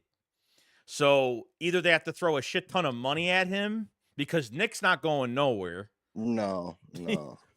You know what I mean? This is like what 3 or 4 like 3 consecutive seasons of him being 9-2 or something like that. Like, yeah, like 9 wins in a row. Like, I mean, there's no way you can let go of Nick. I mean, we're praying that like we don't like collapse like we did last year, which we won't. The mentality of this team is in a complete different place, but we also don't want to be like, if we don't end up getting that 1 seed, I don't want to be one and done in the playoffs either. No, I to be honest with you, after last season, like I didn't want to even talk about Nick. I didn't want to watch one press conference. Like I was so like anti-Nick for a while. Oh, me too, bro. I think all of us were. Yeah. Yeah. And you know what? Like, even like as long as the play, like I can't tell. Early in the season, I couldn't really tell. Like, do they think this guy's like a fucking joke behind the scenes, or do they actually like want to play for this guy? So then I finally realized like they really like Nick and they really want to play with it. Yeah. So if that's the case, that's fine. Like, like little things this year that kind of like I was like, dude, like why? Like this is the shit that the Browns game, talking shit to the fans, and talking to the fans, that are sitting in the bleacher, whatever. Holding Jalen Carter back when he was, when he was getting dirtied in that game by the Saints, and like he's turning up, he's trolling the Saints, and this is when he's locked in, and you're trying to stop it. I mean, Nick, how many times have you come on, go to the stands and start talking your shit? Come on now, like yeah, doesn't make any sense. You like, do this, let your players have his moment. Yeah, that's what I'm saying. Like if Jalen Carter, if that's how he turns that switch on, like let him Like, Let him that's turn the it. dog loose. Let him. Who Yeah. gives a shit? Who gives a shit? So Yeah. yeah, that's where I'm at. But yeah, I think So, I think we'll be good for Sunday. We'll see what happens. But I think, I haven't had this much positivity about Jalen Hurts in a fucking lot in content like in a while. There's a lot of people that hate that guy, like hate him. yeah, dude. Well, they hate him without the context. Like, I mean, we'll go with this guy. I mean, last year it's like, dude, we had the team at 10-1 on one knee with one of the worst defenses of the NFL. Mm, Like, provide some context. Like, true. the guy from a mental standpoint. I mean, Joey, I haven't seen anything like it. Like, I have a lot of faith in him, dude. I just need him to spin it. Like, trust your player, trust your receivers. You got Yeah. this duo of Smitty and AJ Brown, bro. Like, when they're breaking on the routes, bro. Let it rip, Jalen. Just let it rip, man. Mm-hmm. That's all I ask from him. Last thing I want to run by you, dude, before I get off the phone. Though. Okay. I appreciate the time, but Yeah. your thoughts on Jahan Dotson though? Like, do you think he's going to be in a bigger role, like at least next year? Like, do you think we're going to like implement him as the wide receiver 3 more? Because I really like Jahan, man. Like, I think from a route running standpoint, the guy can ball, but we just don't get him in there. I wonder if like Jalen doesn't trust him, or if it's just just kind of understanding each other, or if it's a synchronization thing. What's your thoughts? I don't know. Wide receiver 3 is the redhead stepchild. Like, they just don't like that position. I don't know why they even traded for him. I don't know. A third and a seventh. Like, I don't even know why they wasted their time. Yeah. And I don't think it's just, is was Dan Quinn right? Was Jahan was just, Dan Quinn said he felt he was deserving, he deserved the job and didn't want to work for it, and he was lazy. I don't know. Like, all this shit that was said about Jahan in the offseason, he wasn't even the number 2. He was not even technically the number 3 in competition. Weird. So there was a lot of weird stuff was going into that. But, Jahan is cheap this year. He's cheap next year, and it costs a little bit over $3 million next year, so they can keep him for another year. But I mean, Johnny Wilson and Anaya Smith is getting more opportunities than he is. Like, sometime, you know what I mean? So, I think, God, he would do. I don't know. I mean, I don't know if he's. I have no analysis because I haven't seen enough. Like, I don't know. Right. Yeah, it's hard. You don't see enough. But hopefully, like, they could, like, if he's if he's the third option, or like he's out there and he's running a route, like, don't be afraid to throw to him. I understand, like, Quez Watkins couldn't be held accountable for the big moments, and that's definitely true. He's had his highs and his lows, but when it came to he really needed to step up. He did show up. Olamide Zaccheaus, I thought was a fantastic player, but they just never gave him an opportunity. And he was coming off his best season with the Falcons, like over 500 yards, 2 touchdowns. He was good. Like, I really liked Olamide Zaccheaus a lot. Too. I like Dotson more though. I mean, yeah, 100%. Enough from him, but I like Dotson more. I think just from a skill set standpoint, he can offer more to Jalen than Olamide could. But yeah, I've seen what he did. I've seen what he's done to us. Like, shit, But now, right. They trade for him, and it's like, well, Nick a few weeks ago was like, oh, he has a role. He knows his role. Like, he's in the flat, just sitting there like, are you going to throw to me? Probably not. Right. But that's it. He's just, they threw to him a lot in that Washington game because it was against this fucking team. I mean, that was like the only, otherwise we wouldn't throw to him until like the fucking third quarter. Like, that's, I have no answer for that, and why that, like, what they're gonna do with him next year, I don't know. But it should be interesting. They could trade him. They could trade him, maybe. I don't know, but we'll see. Yeah. Okay. All right, man. Well, hey, man, I really do appreciate the time, bro. Have a Merry Christmas to you and your family. I do appreciate it, man. Thank you. Have a good holiday, man. No problem. Thanks, Ron, for support, man. Thank you. Later, brother. All right, later, man. Let's read the super chat quick. Appreciate everybody in here. Hope everyone's enjoying. I figured this would be a nice change, right? Nice little change. Get everybody's thing going on. Their opinions here. 136 in chat. Make sure you subscribe, like the stream. Thank you so much, guys. Super chat from. Hold on, I lost it. Shit.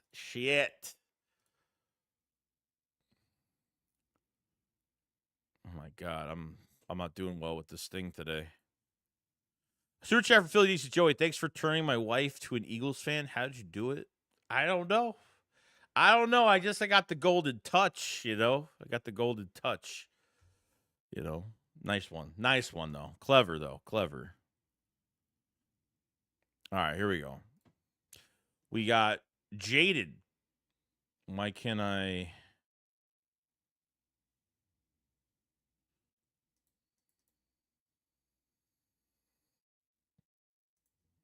Am I still alive?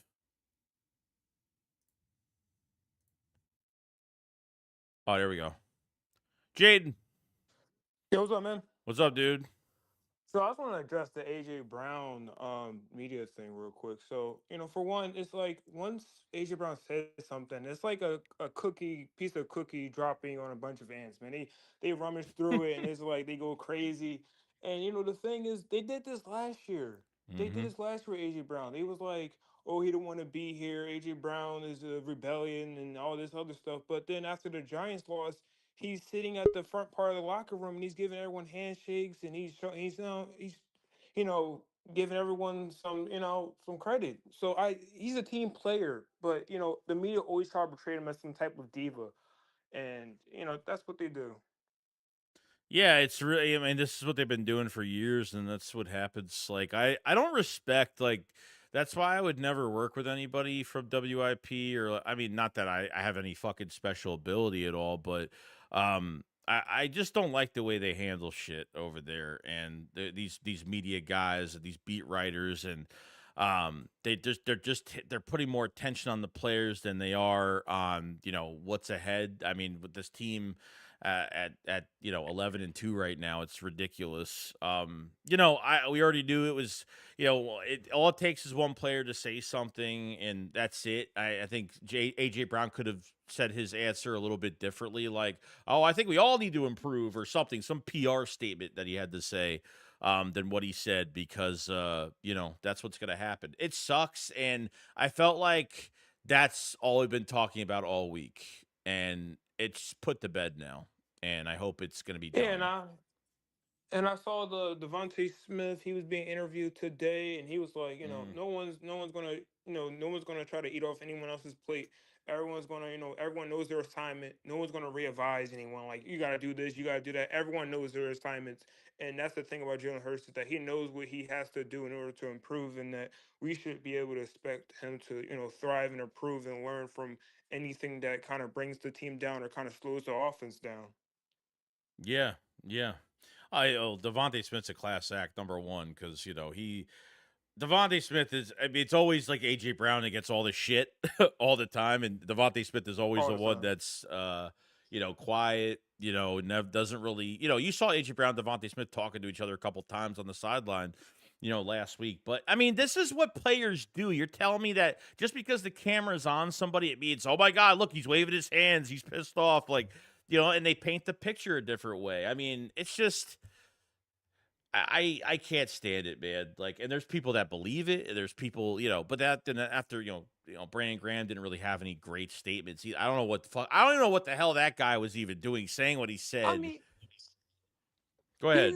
Brandon Graham is going to be Eagles Hall. He's going to be a Hall of Fame, man. He's a great guy. He talks a lot, but this is like the one instance where like talking gets you. It kind of puts us in some shit, because I feel like he ran his mouth a little too much about that, and he really didn't know too much. And it was like at that point that it looked like Brandon Graham was kind of like the media. Like, he was like kind of stirring stuff around that wasn't true.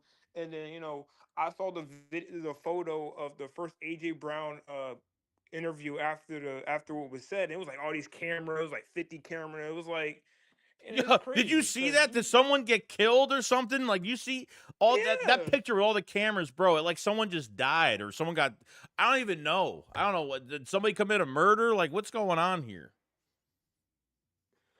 And AJ Brown was like he was doing a Joker thing, and they were like he's being childish, he's being all this, and I'm like, for the Joker thing, that's what y'all kind of describe his persona.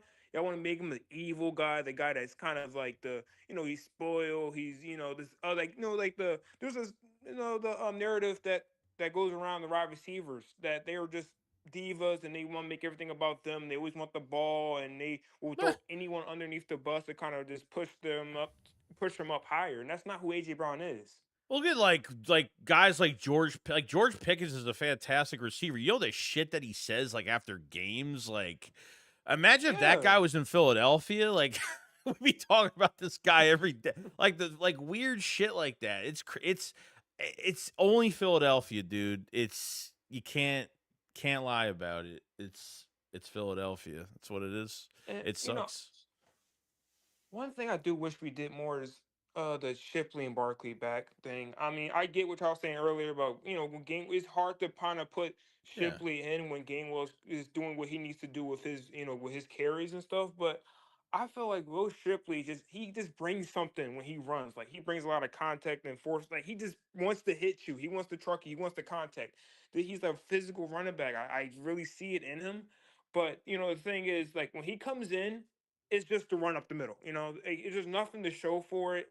And like Will Shipley, like once Gainwell, he probably will find a new team next year. And I think Will Shipley will get his shine next year on his second year to kind of just show everyone that he is a bigger and more reliable running back too than Gainwell was. Yeah, I mean, like beyond DeAndre Swift, like realistically, like, and I think Swift was underused. I think underutilized anyway, and I think they didn't run with him enough anyway, and could have put him in the passing game, could have done all this other shit with him. But what running back has really left Philadelphia and became successful? I mean, not many as of recent. Like Miles Sanders didn't last long. And I mean, with that offensive line in front, man, it makes a lot of these. These are Running backs look golden. yeah, they look great. But Wendell Smallwood didn't do anything after he left Philadelphia.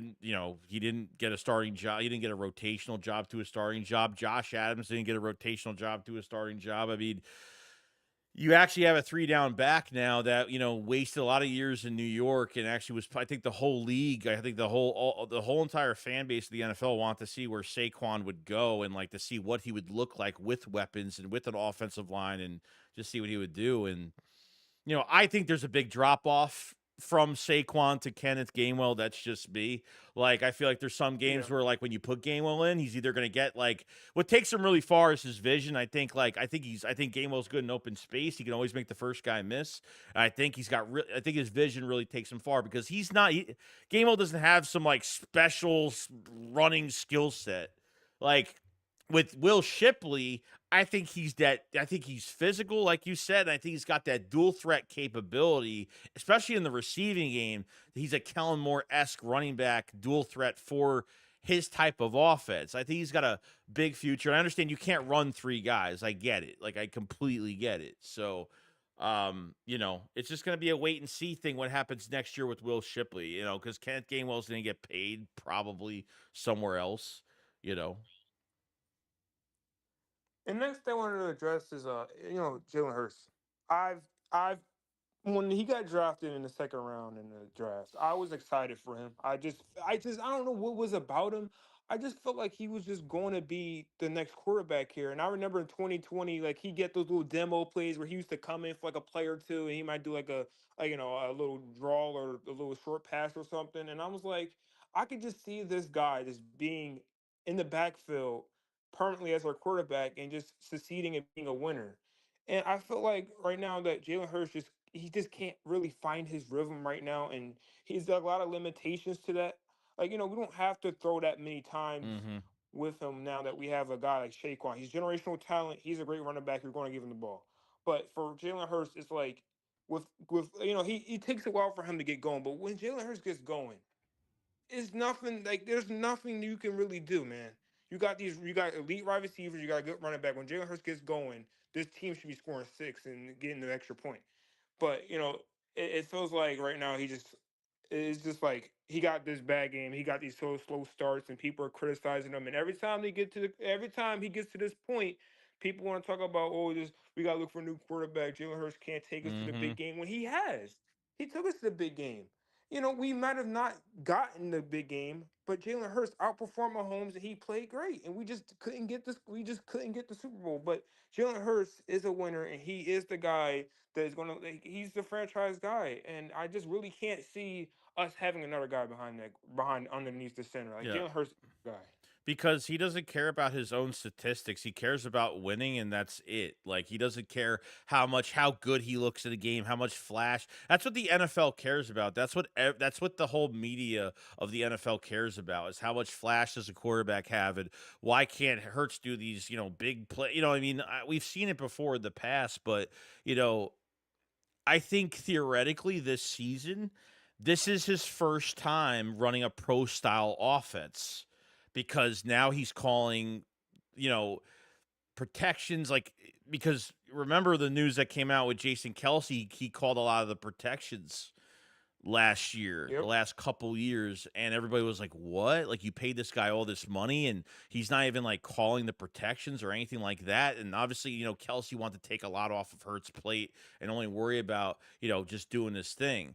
I think this is different this year, but I don't think it's hindering him. I think you go into a game with these first quarters, you're going to a game with, obviously they have plays drawn up, in order, to get the offense rolling, but it has no rhythm. I feel like when Hertz has an up tempo offense, when when things are quick, simple, and fast, and off of a run play and getting to the ball quick, lining up, I think Hertz is great when it comes to that. But you're not giving the defense anything to worry about. There's no checkdowns. There's nothing middle of the field. There's no hot routes, crossers. There's nothing. It's him holding on to the ball in his hands for 3.5 to 4 seconds and, making the split decision to escape the pocket and go nowhere with it, Yep. or sitting in the pocket and taking an unnecessary sack, or just going to run it himself and try to find somewhere, you know, to get yards. And it just, 17 points in the first quarter in a season is just, it's fucking unacceptable. They can't play from behind every single game. You're not going to last in the playoffs that way. And Detroit's kind of team that will set the tempo more tight when they're like, if we start these slow starts like against Detroit, they just set that tempo where they're just going to continue to make sure that you're going to pay for not being down. You're going to be paying for being down this much, and they're a very aggressive team and have great chemistry. They've came from the bottom up. They came from the bottom to come up and be the best team in the NFL right now, and they always go for it and they get aggressive, and that's what the things they do to win. And another thing I want to address, and the final thing I want to You're address, is good. the biggest poison to this offense is the quarterback draw, and just the Oh, quarterback man. draw is the thing that just is just too forceful for me. I think Jalen Hurts thrives as a rushing quarterback when he makes those plays himself. I feel like once he Hmm. gets the ball and it's the design run, I feel like we're just wasting that down.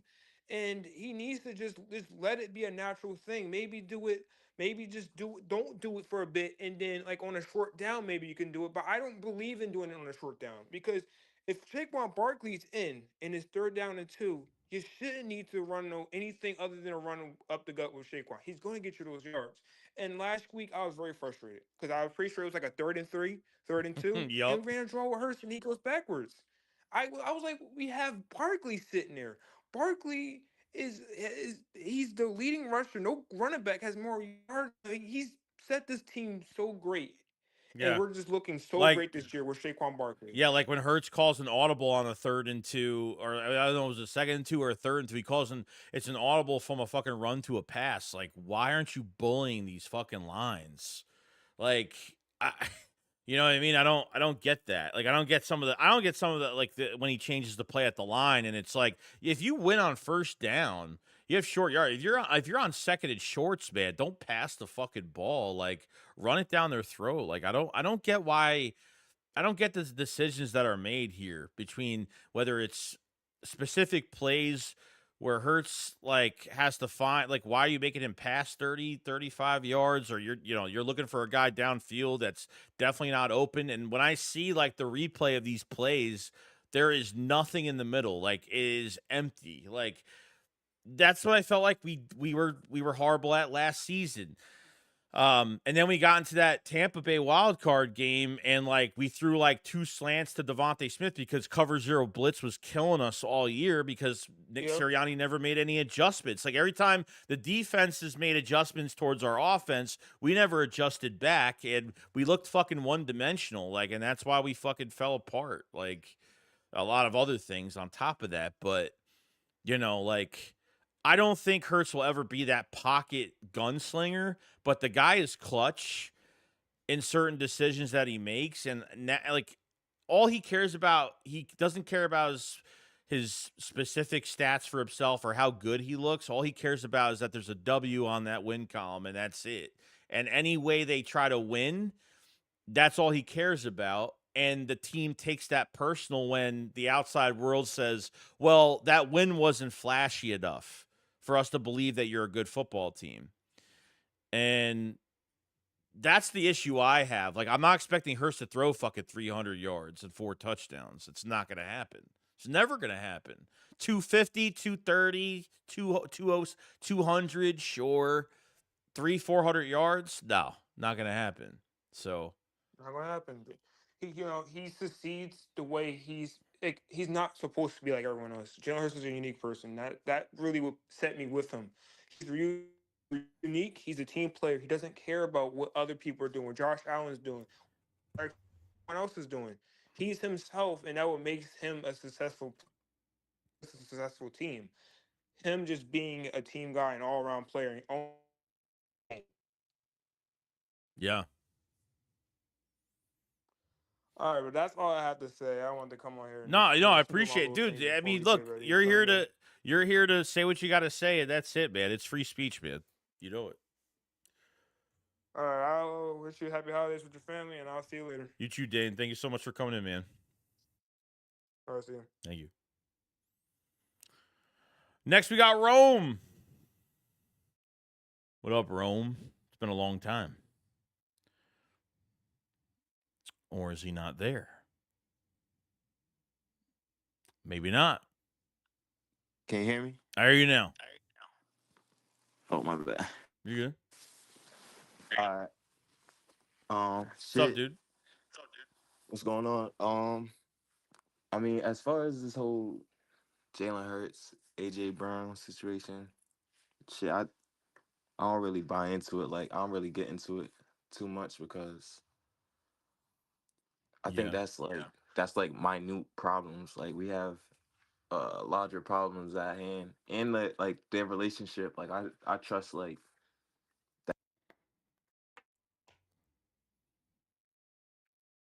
Lost Rome. We lost Rome. Yo. Yeah, I hear you now. You're good. Damn. So I guess I gotta keep my phone open. But yeah. shit. Nah, I've been saying I'm just like I don't really care about the whole feuding because I really don't think that's an issue. But I've been saying this since shit probably since the Super Bowl Mm-hmm. or even before it. Just talking about like the intricacies of Jalen Hurts and like the details, like just and the simple things. Because if you look at like a Nick Foles, he didn't have half the ability athletically that Jalen Hurts have, but he was still more effective. And it was the intricacies and the little details that made Nick Foles effective with the team around him. And Jalen Hurts has way more dynamic weapons, more explosive weapons on the Mm-hmm. outside and in the backfield. And and the offensive line is, if not as good as the 2017-18 team, damn near identical. So there's really no reason why we shouldn't be as effective. And it's not all on Jalen Hurts. It's our coaching as well. It's the plays. It's the scheme. It's the mindset that you have that you give your quarterback. You know what I'm saying? Like we evolved around Nick Foles' ability. You know what I'm saying? And his mindset.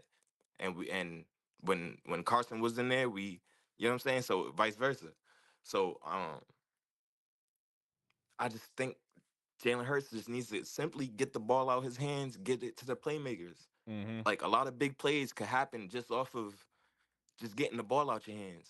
Like for instance, Right. when we uh I think we was playing the Texans when we won it, or actually the 2018 season after we won the Super Bowl. But it was Right. like a 4th and 1, and it was a simple uh flat flats to Darren Sproles that went for a touchdown. It was like I can't remember how many yards, 30 yards, but it's just simple plays like that, like just getting the ball out into your playmakers' hands and getting them in space. We have Jahan Johnson on the team. I feel like he could take a slant to the house. Like he's just as I dynamic know. as any other, you know what I'm saying, playmaker that we have, and we haven't seen anything like that. Another thing, when we let um when we let this whole oh Saquon's in the backfield, so we have to adjust. No, that's bullshit to me because I feel like we could still get Saquon. He could still be historic in the backfield, and we could still be historically great on offense.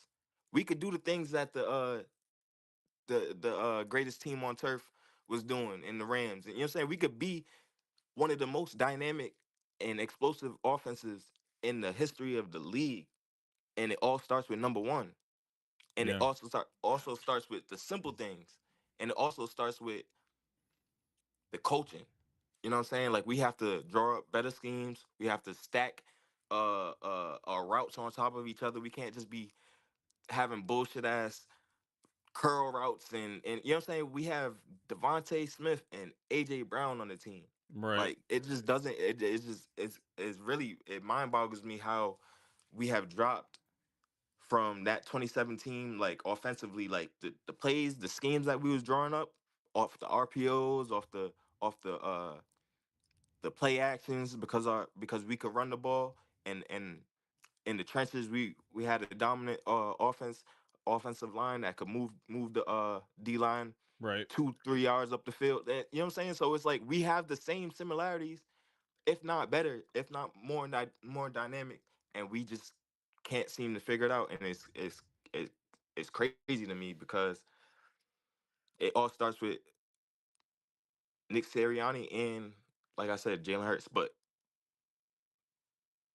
Yeah. I would honestly have to put the pressure on Nick Sirianni because it's like, bro, you had this quarterback for how many years now? You still don't know how to get the best out of him with the plays. You know what I'm saying? And like, it's just the slow starts.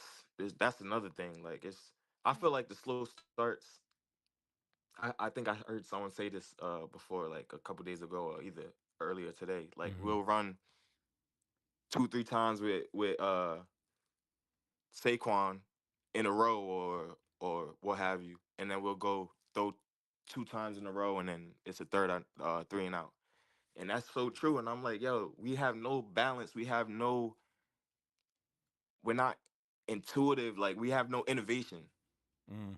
Like you know what I'm saying? Like there's no innovation in the offense whatsoever, and it's crazy. Like it's just I don't know where to start. I don't know where to pinpoint because it's like you take the good with the bad. We'll draw up a good play, and then Jalen Hurts will he won't see something. You know what I'm saying? And then, Yeah. but then he'll make up for it later in the game. And so it's like it's kind of like I don't know where to. I'm drawn in so many places, but it starts with the quarterback and it starts with our coaching.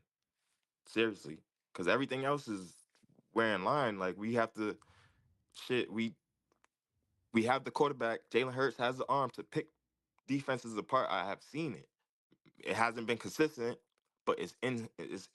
You know what I'm saying? Like he has thrown beautiful balls that pass to Devontae Smith in the back of the end zone. Like I could go on and on with how many good passes he's thrown.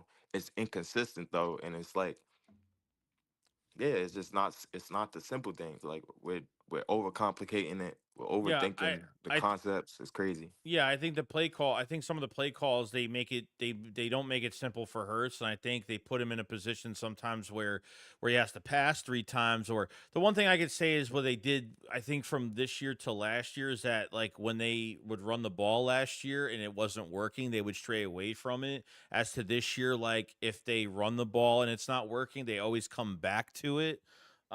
But this is I said this on the last guest, like this is the first pro style offense that he's took control of this season because he didn't call out protections or do any of that because Kelsey did that the last couple years. And, it's kind of like, dude, you paid this guy 50 something $1 million. And it's like, dude, like, come on. So I think Nick has a lot of fault from the beginning when he became the head coach because he came here as a game planner. Obviously, that didn't last a fucking half a season. And then obviously when you lost Shane Steichen and things turned around a little bit, and it was he didn't have any.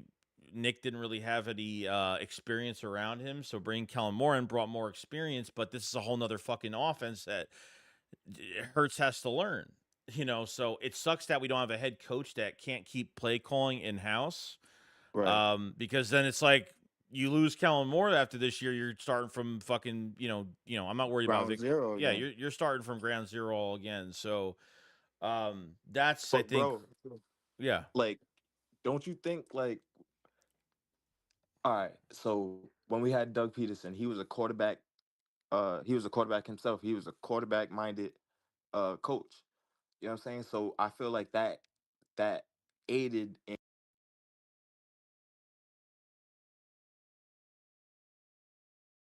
bad. I went out again. No, you're good, Um, you're good. I feel like that aided in like Doug Peterson being a quarterback himself. That aided in the transition from Carson to Nick Foles without any drop off because he understood it. Whereas Nick Sirianni, um, he's a wide receiver minded coach. Like, you know what I'm saying? Like I feel like that plays a big part.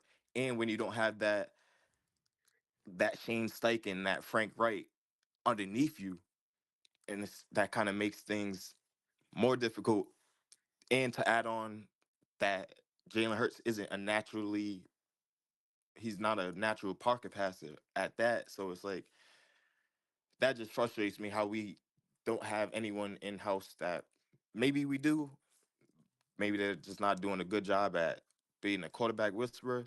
But it's just like No, something gotta yeah, something gotta give. I don't know if it's Kevin Patul being the passing game. Like Patul has been here for a while, and I don't know that Doug Mearsheimer, that the quarterback coach, he's got a hand in the passing game as well. Like I don't know. Like I feel like it's more, Hertz's weaknesses do pop out, and like they just have to lessen that. I don't think it's ever going to be perfect. I don't think he's ever going to be perfect. Um, but I think they have to. I think, like I said, the short passing game I think has to be there. I think up tempo offense with motion, play action fakes. I mean, the play action should work a lot more because now, because defenses are afraid of Barkley now. So I think you have to take all that into account. But like I said, like we'll see what it looks like by the time we hit the playoffs. We will be in the playoffs, and you're hoping that things are going to change and they'll look much better this time come Sunday. And like I said, like I don't think Hertz is ever going to look great. He's not going to be some gunslinger, but I feel like when it comes to check downs, screen passes, like that's where he's not going to have a 400-yard passing game. It's never going to happen. And if he does, great. And if he doesn't, then, you know, uh, I don't take any, I don't take, I don't take, I don't give him disrespect because of that, because I know the type of quarterback he is. And because you have so many weapons around you, why do you not have anything available as for checkdowns and screen pat? Like, why don't you have these plays like in your back pocket that can at least make these defenses worry? Like, because if he's just dropping back three times, it's not going to do much of anything. And AJ Brown is going to get more frustrated because everybody knows he likes to throw to him every friggin' time. So, you know, Yeah, but then again it falls back on Jalen because we've seen him have hiccups in his three step drops, and he's just not getting the ball out wide open yeah. reads. Like it's simple time and plays that, bro, just take the play, just throw the 10-yard dig or the slant and see how much it goes for, and just and stack on that because you don't know that you're doing damage to the defense in the long run when you dice them up underneath, Right. or you know what I'm saying? You're opening up so many things in the long run because they're not only accounting for that, they're still accounting for Saquon Barkley in the backfield. They're still accounting for your dynamic as a quarterback, running the ball or scrambling or getting outside of the pocket. If you take advantage of the pocket passing, that opens up everything else. And we've seen it. We've seen it with them. It's just like I said, it's not consistent, and it's concerning me now because it's what week, I don't know, 15. 13, 14, 15 15, now. 15 now. And in the beginning of the season, we've seen him just not let loose, and honestly, I haven't seen any growth, and that's Mm. concerning me because I last year we wanted to see growth. There was growth, but I feel like it plateaued because a team overall, like, we just had problems. But this year, I expected to see so much more because of Yeah. our team. You know what I'm saying? Like, that opens up everything else for Jalen Hurts. All he has to do is just, bro, make it reads, make it simple. And I don't feel like he's making it simple on himself. I feel like he's complicating it himself, and I feel like that's kind of stinging us. But Yeah, if we don't no. fix it, bro, it's gonna be a problem because, bro, these games right now, gather your confidence, get your mojo back, Jalen. Like, you know what I'm saying? No, I And agree. I still trust him. I'm never gonna lose faith in our starting quarterback.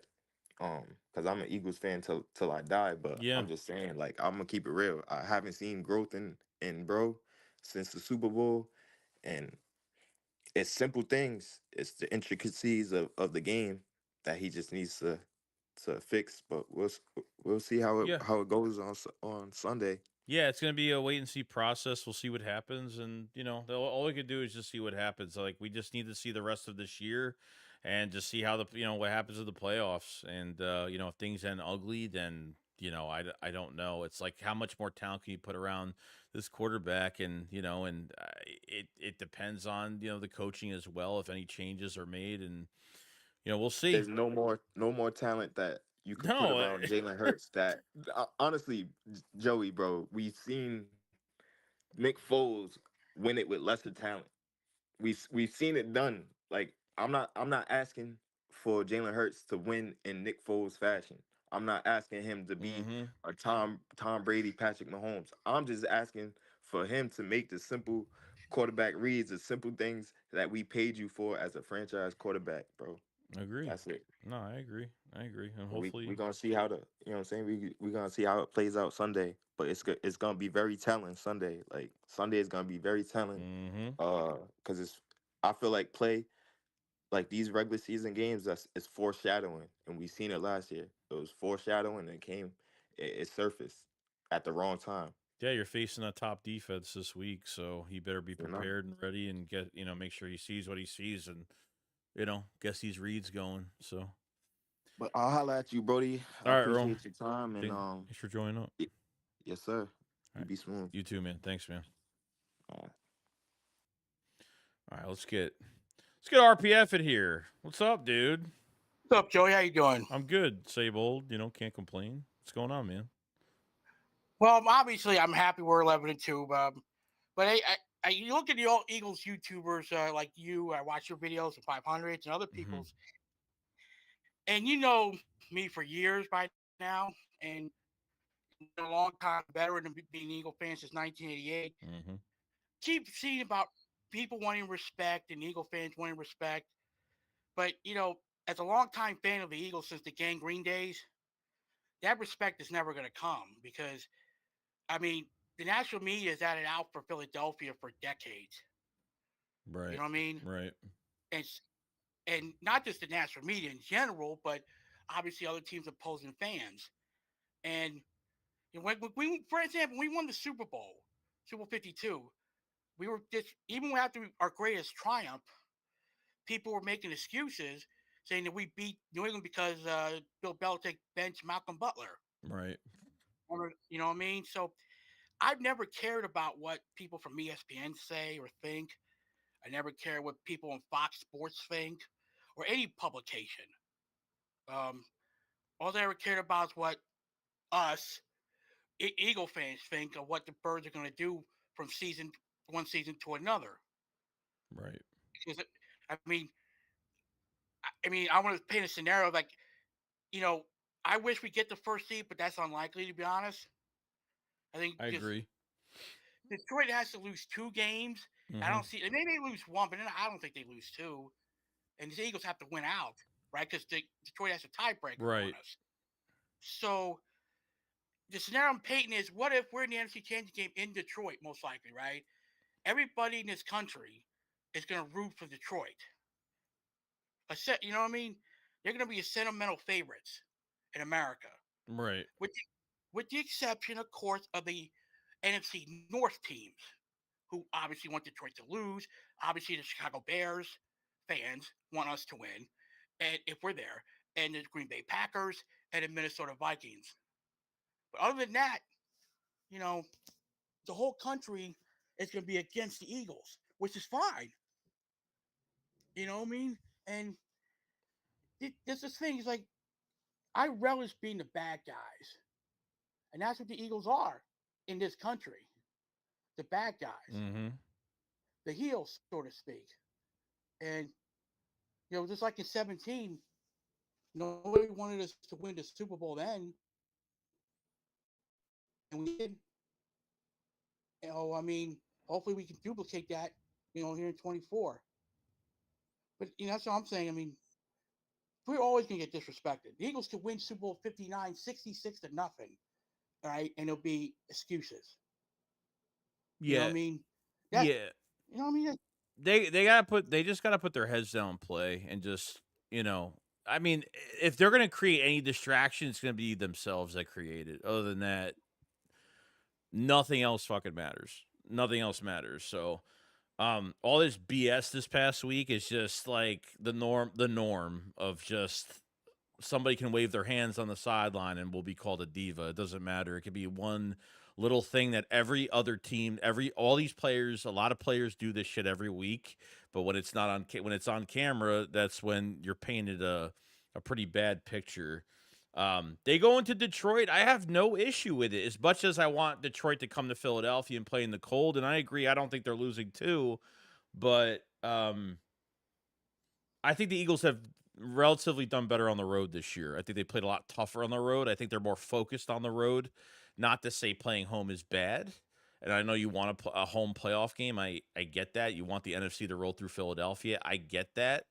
Regardless, the Eagles will rest guys the last couple weeks if they have to. You know what I mean? If they don't care about seeding and who they face, if they don't give a shit, they've already clinched a playoff spot. Hopefully, after the win on Sunday, they win a division. And then really the next step after that is first seed, which I'm not even going to concentrate on that much, because unless we get surprised that they lose against the Vikings and some other team down the road, they have maybe the Bears will have another shot. Maybe it'll be somewhat of an upset. Maybe. I don't know. But that's where I'm pretty much at. I'm pretty much where you are right now. I pretty much agree with what you're saying. Yeah, I definitely concede the first seed myself. But as you said, the Eagles can beat Detroit in Detroit. The only thing I'm really concerned about, if we're playing them in Detroit, is the crowd noise in a dome. I know. That could be a problem. You know what I mean? And that's the thing. But you also have to think of it like this. If that scenario plays out and we're playing Detroit, Detroit would have the pressure on them to win the game. Yeah. And the Eagles, for once, would not have much pressure as they have in prior years, especially if they're on the road, if that scenario plays out like that. So, certainly Eagles can win, but I'm just getting tired of this first quarter crap. Scoring, I can't believe you said that we only scored 17 points total in the first quarter. I know, it's embarrassing. It's all really, year. Yeah. We can't keep playing like this. If we ain't beating Detroit playing like this. Mm-mm. You know what I mean? It's like we got to get better than this. You know what I mean? And by the way, as far as the diva thing, I've been watching. Like, I saw Mike Quick back in the day. I saw Chris Carter was a diva. Why all good talented wide receivers are divas? All right, most of them, not all of them are, especially the talented ones. I'm not mad at AJ Brown. I'm not mad at Jalen Hurts. I'm not even mad at Brandon Graham. I'm not mad at any of those guys. You know what I mean? things like this happen, and you have to move on from it. But we got to play better against Pittsburgh the way we against Carolina. Because I'm glad we won, but that Carolina game was bullshit. I'm sorry, I'm being honest. Yeah, it was unacceptable. Yeah, it was totally. They've played like this against every statistically bad team. They've played like that, besides the Giants, because there was obviously more. Because that's when Barkley went to MetLife for the first time, so there was more significance for that game. But the Browns, they won by 4. That's when Nick got totally involved in that game. Nick got involved in that game. Nick got involved in the Jags game way too much. They almost blew that game. And because the Panthers have played well the last couple weeks before facing us, they have nothing to lose. When there's a team that knows they're not going to the playoffs, they're going to give you their best shot, and they did, and they couldn't win.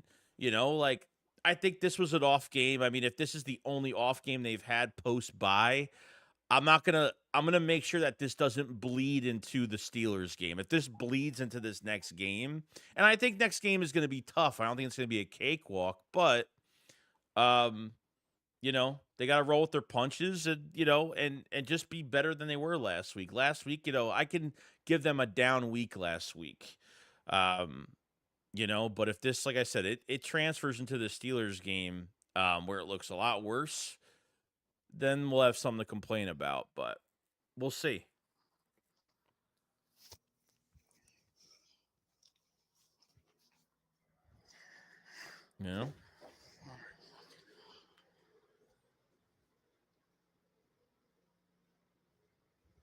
You there, bro? Oh, he left. Okay. Appreciate RPF. What's going on, Morgan? What's up, man? What's up, dude? Can you hear me? Yeah. What's up, Mr. Shakes? What's going on? Nothing much, man. Remember my DK Metcalf stuff? No, I do not. I have a bad memory. No, that's all good. But I don't know why everybody's so worried. That's Arthur talking to Jalen. That's all that was. That was Arthur, not AJ. That was Arthur. Arthur. Yeah. Talking to, yeah. So I don't know what the big problem is about that whole thing. I mean, we all know it, right? Passing is an issue. Yeah, no shit. It is. Right. It is. But we got to look at Jalen, too. Everybody want to be hating on Jalen.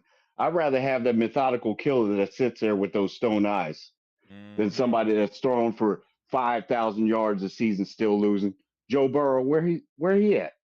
Y'all might get a top 10 pick. Hey, your man over there, the Prince Charming, Josh Allen, what he doing?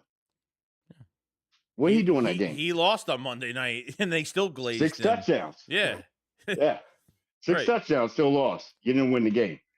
So at the end, I'd rather have Jalen Hurts sitting there throwing for 100 yards and having Saquon sitting there like, hey, it's keeping everybody healthy, isn't it? It is. Look at that offense. You had 2 of your number 1 receivers out, and it still kept running like a well-oiled machine.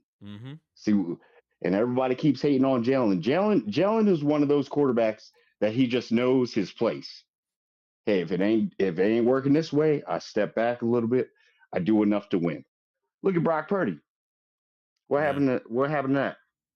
Yeah, I know. Didn't get nothing just from, yeah. I mean, they're going to blame the injuries. So, I mean, that's what's. Oh, that's cool. We didn't have injuries either.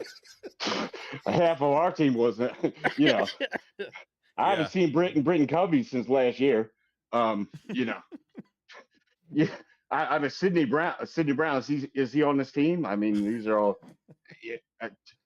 those are big things, Yeah, I mean, you lost Brandon Graham. Everyone's like, Brandon Graham is old. Brandon Graham was playing at the top of his game. Are you crazy? He played good that last game.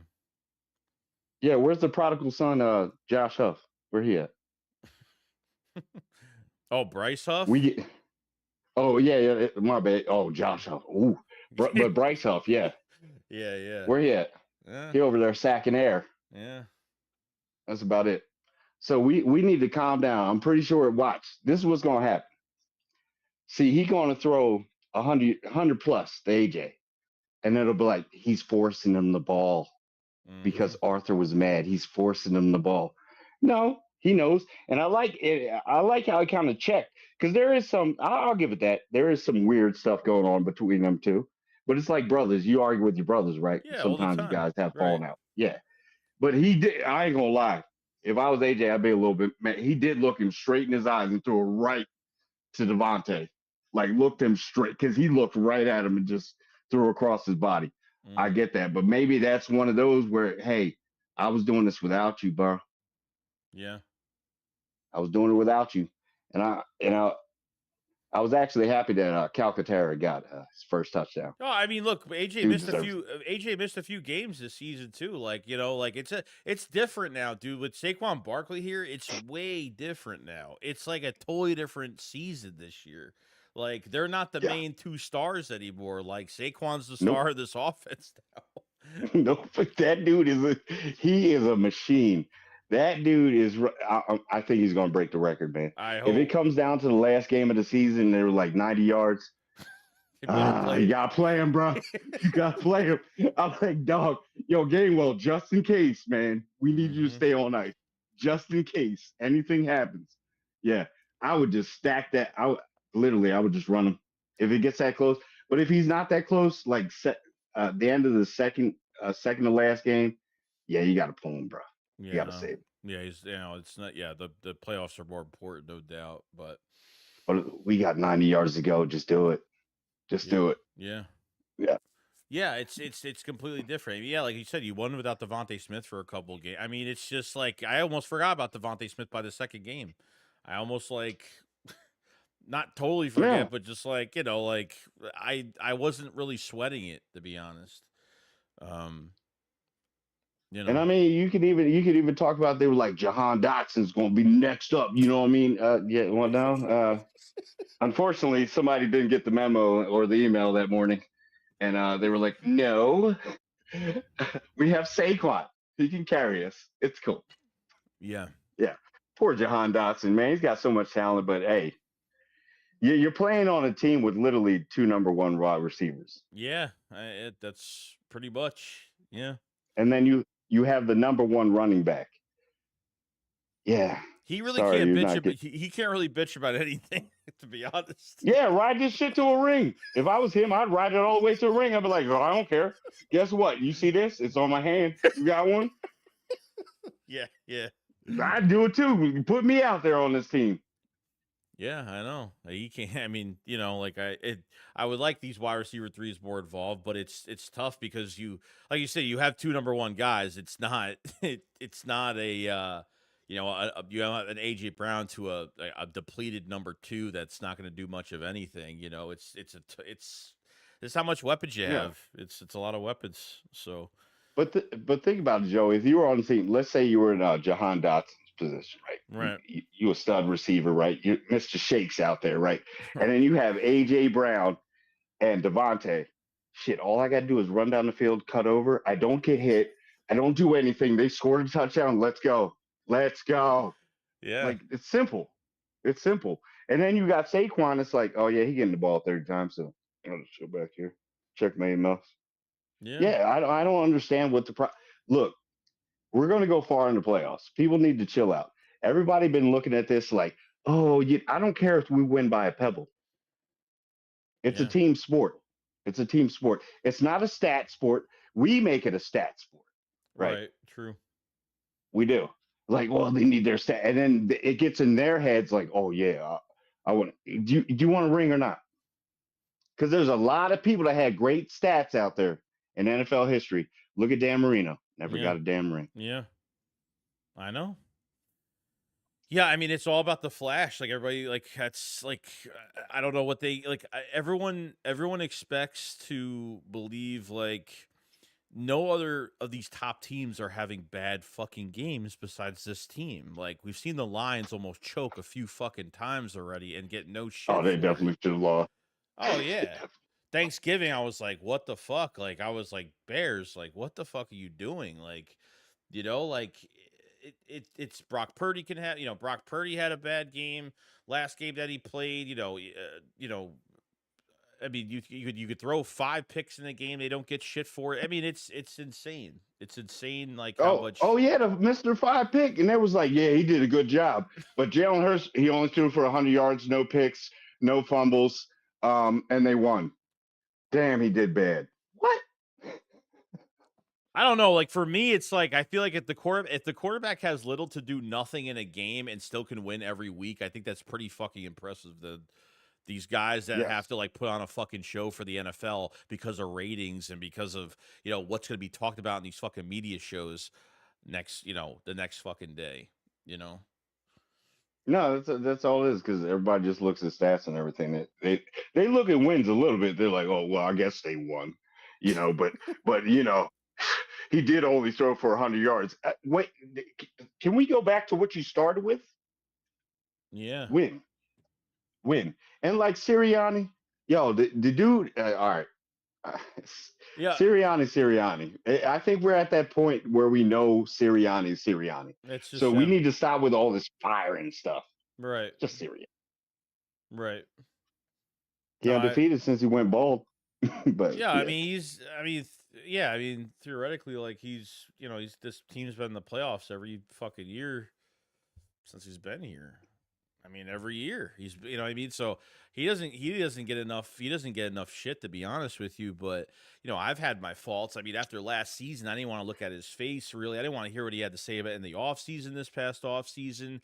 As long as the players want to play for him, that's really all that matters to me. Like, if I felt like there's guys in the locker room behind the scenes that are like, this guy's a fucking clown, then I didn't know that until like post by, like, man, they really came together, and like it's an open door policy with him, and he'll listen to all the feedback and not sweep it under the rug, and actually do the due diligence to incorporate things that they need to incorporate. But if Hurts has to throw 100 yards in a game, I mean, is anybody that's fine. ignoring the fact that they have a fucking running back right now that's just like tearing it up this season? Like, that's literally on the verge of breaking the fucking rushing record. Like, yeah, I don't know who that is, because we're worried about Arthur and Jalen drama. So it just overshadows everything. Who is that? They have a running back? Yeah, and look, like I can give them, like, even the Panthers game, did they play well? They didn't. But it's like post bye, this was the whole team looked like shit last week. Like, the whole team did. It was just an off game. Like, it's one fucking game. Yeah. I wasn't making a big deal about it. Like last season, I was like ugly win after ugly win after ugly. Like, I was getting tired of it. It was like, bro, like we haven't scored like 30 plus points in a fucking game. We haven't had our offense. Our talent only took us so far last year. Like, our talent took us far last year, and obviously other teams' mistakes saved us in a lot of these games last year. We got lucky in a lot of fucking matchups last year. But this year's this year's definitely different. So I'm not going to lie to you. I'm not going to lie to you. In the first quarter, literally, I'm vacuuming my house. I'm doing stuff like the dishes and stuff. I'm like, oh, second quarter, the game's on. Meanwhile, yeah, the game just came on. Dead serious. I'm dead serious with that. Like, I don't watch the first quarter. Yeah, it's a shame. 17 points is just, it's not. You can't play from behind. Like, that's like my only nitpick about this offense, really, besides the Jalen Hurts drama and the passing game or whatever. It's really just these starts that are just killing us right now. And Kellen Moore, these press conferences every week, is like the most PR fucking statements that he's going to say is, yeah, well, we have to, it's just, we there's a fucking problem here. Like, Kellen, just don't talk. I mean, the only good thing about the situation is that at least they can play from behind. I mean, at least they can, and they can win from behind. That's great to, a lot of teams aren't used to that. Some teams have big leads and don't know how to, adversity it's different when you're behind in a game, and like, your mentality's different. Do you hold on to that throughout the game to, try to win? So, it's I'm not, a lot of people, like, doing this stream tonight was like, I have never seen so much positivity about Jalen Hurts. Like, every time I make a fucking video, I mean, it's just hate. It's just, I've never seen so much crazy shit said about. I mean, people are paying money to say horrible shit, and it's horrible. Hey, It's take really it. bad. Take it. Take it all the way. Take it all the way to Super Bowl. That's what I would do. Yeah, keep talking shit about him. Cool. Keep sending me the super chats. That's good. Yep. Is you're angry? Come on. You know, It's we can crazy. have an open setting. I literally, so I did this. So we did the Shakedown podcast. I think it was post game, and after like a half hour, I was really done. Like I didn't even want to be there. I was really just fed up with all like the hateful comments. I mean, this is after winning a game and really just having one bad game post bye week, No, and that's cool. it's just fucking insane. Like I don't even know if half of these people are fucking fans or like they're casuals or like I'm not a big stats guy. I'm not like me. Like fucking, I'm very nitpicky. I'm usually negative about every fucking thing half the time, or I'm being truly realistic in my own opinion. But I'm finally like positive about things, and I'm not gonna.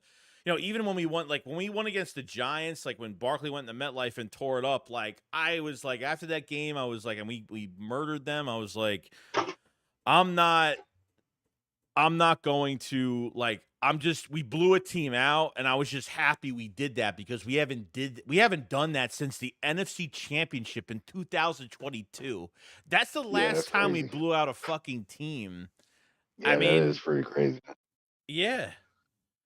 I'll So give it that. I have to like not be so about this fucking team every game. I have to just allow things to, this is a pro style offense. This is a new thing this year. Yeah, Jalen Hurts, missing wide open guys, eyeing a receiver, like taking too long sometimes. And I think it's going to change over time. I don't think he's going to be perfect. I think if he lessens the problem, I think we're good. I think the problem's always going to be there.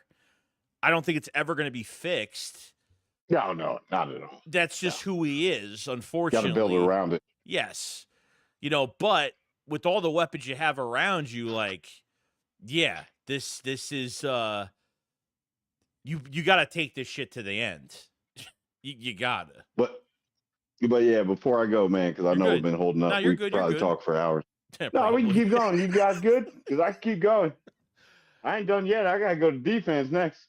Nah, I'm making sure. I'm joking. You're good. But like, yo, Q, stud, straight stud, shut down yeah. corner. We have him. Everybody's like, no, he plays zone. He plays zone. I don't care. He's following the same receiver. He's shutting him down. Shut up. Cooper DeJean, Yeah. stud. And everybody's like, oh, that was his welcome to the NFL moment. Well, you know what? People have worse times. Remember Jalen Mills? Anybody remember that against Megatron? Oh, man. Have we all forgotten? And guess what? Eventually that boy won a Super Bowl. Yeah. All right. Stud. And Jalen Carter. I literally grew up watching Jerome Brown. That's the same person. Damn. Same person. Same exact Really? person. Nice. Yeah. And he is just wrecking shop right now. And that safety duo that we have, sign Reed back. I want Reed back. Give him a 5-year deal or something. Yeah, Reed's on contract for another year. He's got one more year because he signed an extension, I think, this past offseason for another year. I thought he did throughout 25. He should be on the team for another year, so we have him for another year. Well, you need to make that extension permanent. I know he's that they just like it was like what 2 years ago. Yeah, it was like 2 years ago. They fucking Chauncey got hurt, and then fucking he came into that Green Bay game and like I'm glad that he got an opportunity. So how do you feel? And I'll say this: how do you feel about the defensive line? And obviously, this is the first time, because Eagle fans, we're not used to having good linebackers. We're not used to having a good secondary. So, like, how do you feel about this defensive line where the Eagles, like, they put a lot more compensation into their secondary with their edge rushing position, Bryce Huff, and how, when Reddick left, like, how do you think that defensive line is right now? Oh, I think it's good. I think Nolan Smith is showing a lot. Josh Sweat is always going to be Josh Sweat. He's the quiet sacker. That's what I call it. Quiet with it. He gets them. But we got Huff back, so we're going to get 19 sacks in a game. So we don't have that problem anymore. Yeah. But no, I'm joking, being sarcastic. But I really think that how can you say Bond makes up for it? Bond and Van Deen make up for the deficiency of the Yeah. edge. They really do.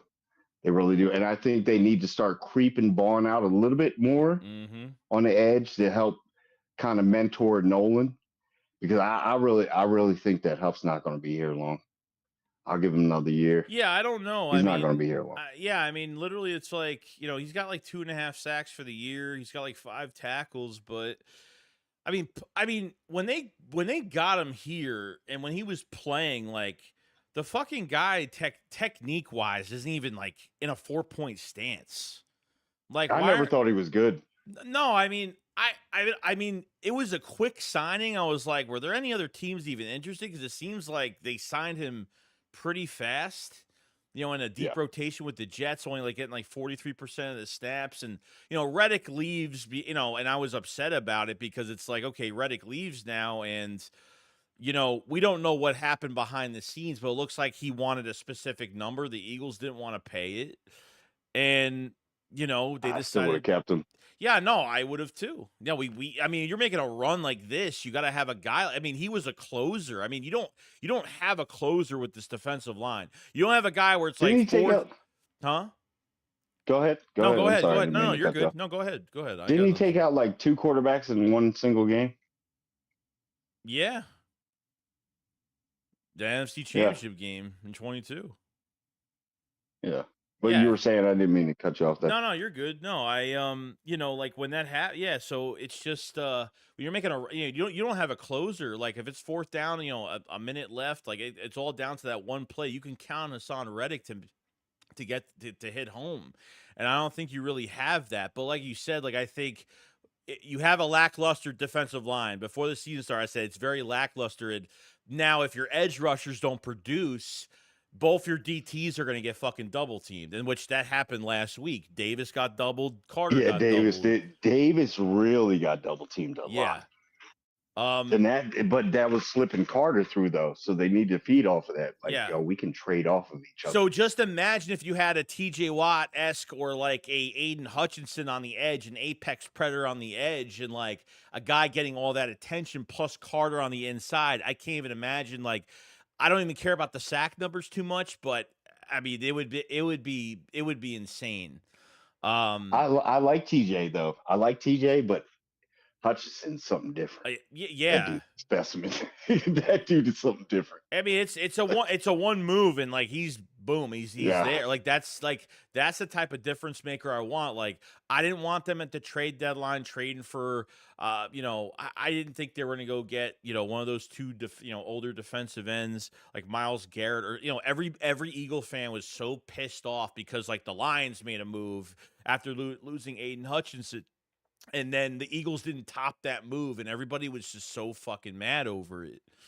Everybody was pissed over it. Like, see, but it's weird when you do that type of move late in the season, though, because then you get one of those big stars, and it kind of shifts everybody a little bit.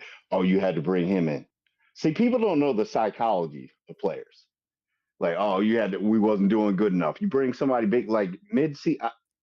Like during the preseason and stuff like that, okay, it makes sense because you start playing with each other and then you're like, okay. Yeah. But you bringing them in when you're winning, that messes with the psyche. Yeah, and Fangio is pretty much like, I've been like doing this for 30 years, and half of these big name trades that happen do not affect that team for the later in the season. It never does. And I believe that. Like, why should the Eagles give up a fucking second round pick and waste it on a rental? And and Fangio would rather produce the guys that he has, which was the better move, than go out and getting a mid-tier prospect to train for a higher reputation type name that's just going to cost you more draft capital because you already wasted a third round pick on draft cap. Yeah, it's going to cost you a lot for an older guy. I would rather draft a fucking, I think you can compensate with these from the linebackers that kind of compensate for, maybe the edge isn't, perfect. Like they can always do the 5-man fronts. This way they can't double Jordan Davis or Jalen Carter. They put Zach Bond on the line, but you don't want to do that either because you really need him. You need him in coverage as well. You can't use, Zach Bond was an edge rusher before he, the Saints put him to a outside linebacker. So you can't put him on the line all the time, even though it would work. But you need more coverage in the back end as well. So, No, I'm just saying for him to creep over there no, that's sometimes to fine. kind of mentor Nolan Smith a little bit, because I think Nolan Smith he needs to get a little bigger. Yeah, He's got the speed; it's not a problem. He's got all the technique. He just needs to get a little bit bigger. But then again, you could look at Von Miller too, because Von Miller wasn't that big, yeah. but he had that speed and that burst. If you could teach him that, I don't know. Nolan could be special, Yeah, man. that's what He he could be was working special. on. That's what he was working. He was working on technique the whole entire offseason, pretty much. Like, I didn't know he was going to do much of anything this year, but I thought they were going to cross train from like an outside linebacker to an edge rusher. I thought they were going to at least put him at outside linebacker because of the athleticism that he has. Yeah. But they never did that. So if that's what they, you're hoping like Jalix Hunt, he's starting to get more snaps now. So hopefully, like, he's a 3rd-round pick. Like, I want to see. Oh, I keep something forgetting from about him. Jalen Hunt. Yeah, because Yeah. he was out too. So I don't want to hear all this stuff about injuries and stuff. We got prospects. Yeah, see, everybody's like, "Oh, we're all injured." We weren't. Yeah, they even We had picked the up. damn replacements out there. They picked up Charles Harris off waivers, and and that was a good sign too, because he was I think he was tied in sacks. I mean, it's the Panthers obviously, but I thought I thought when he got released two days before we picked him up, I was like, oh damn, that would be perfect. Like, he's 28 years old, like he's a veteran, like he's a mid-tier to a low to mid-tier type guy, like in a rotation, like, to fill in for, if he gives like 10 or to like 15% of what Brandon Graham gave to this on the edge in the rotation, I think we'll be all right. So they really haven't used him. So How many snaps he play? He hasn't played any snaps.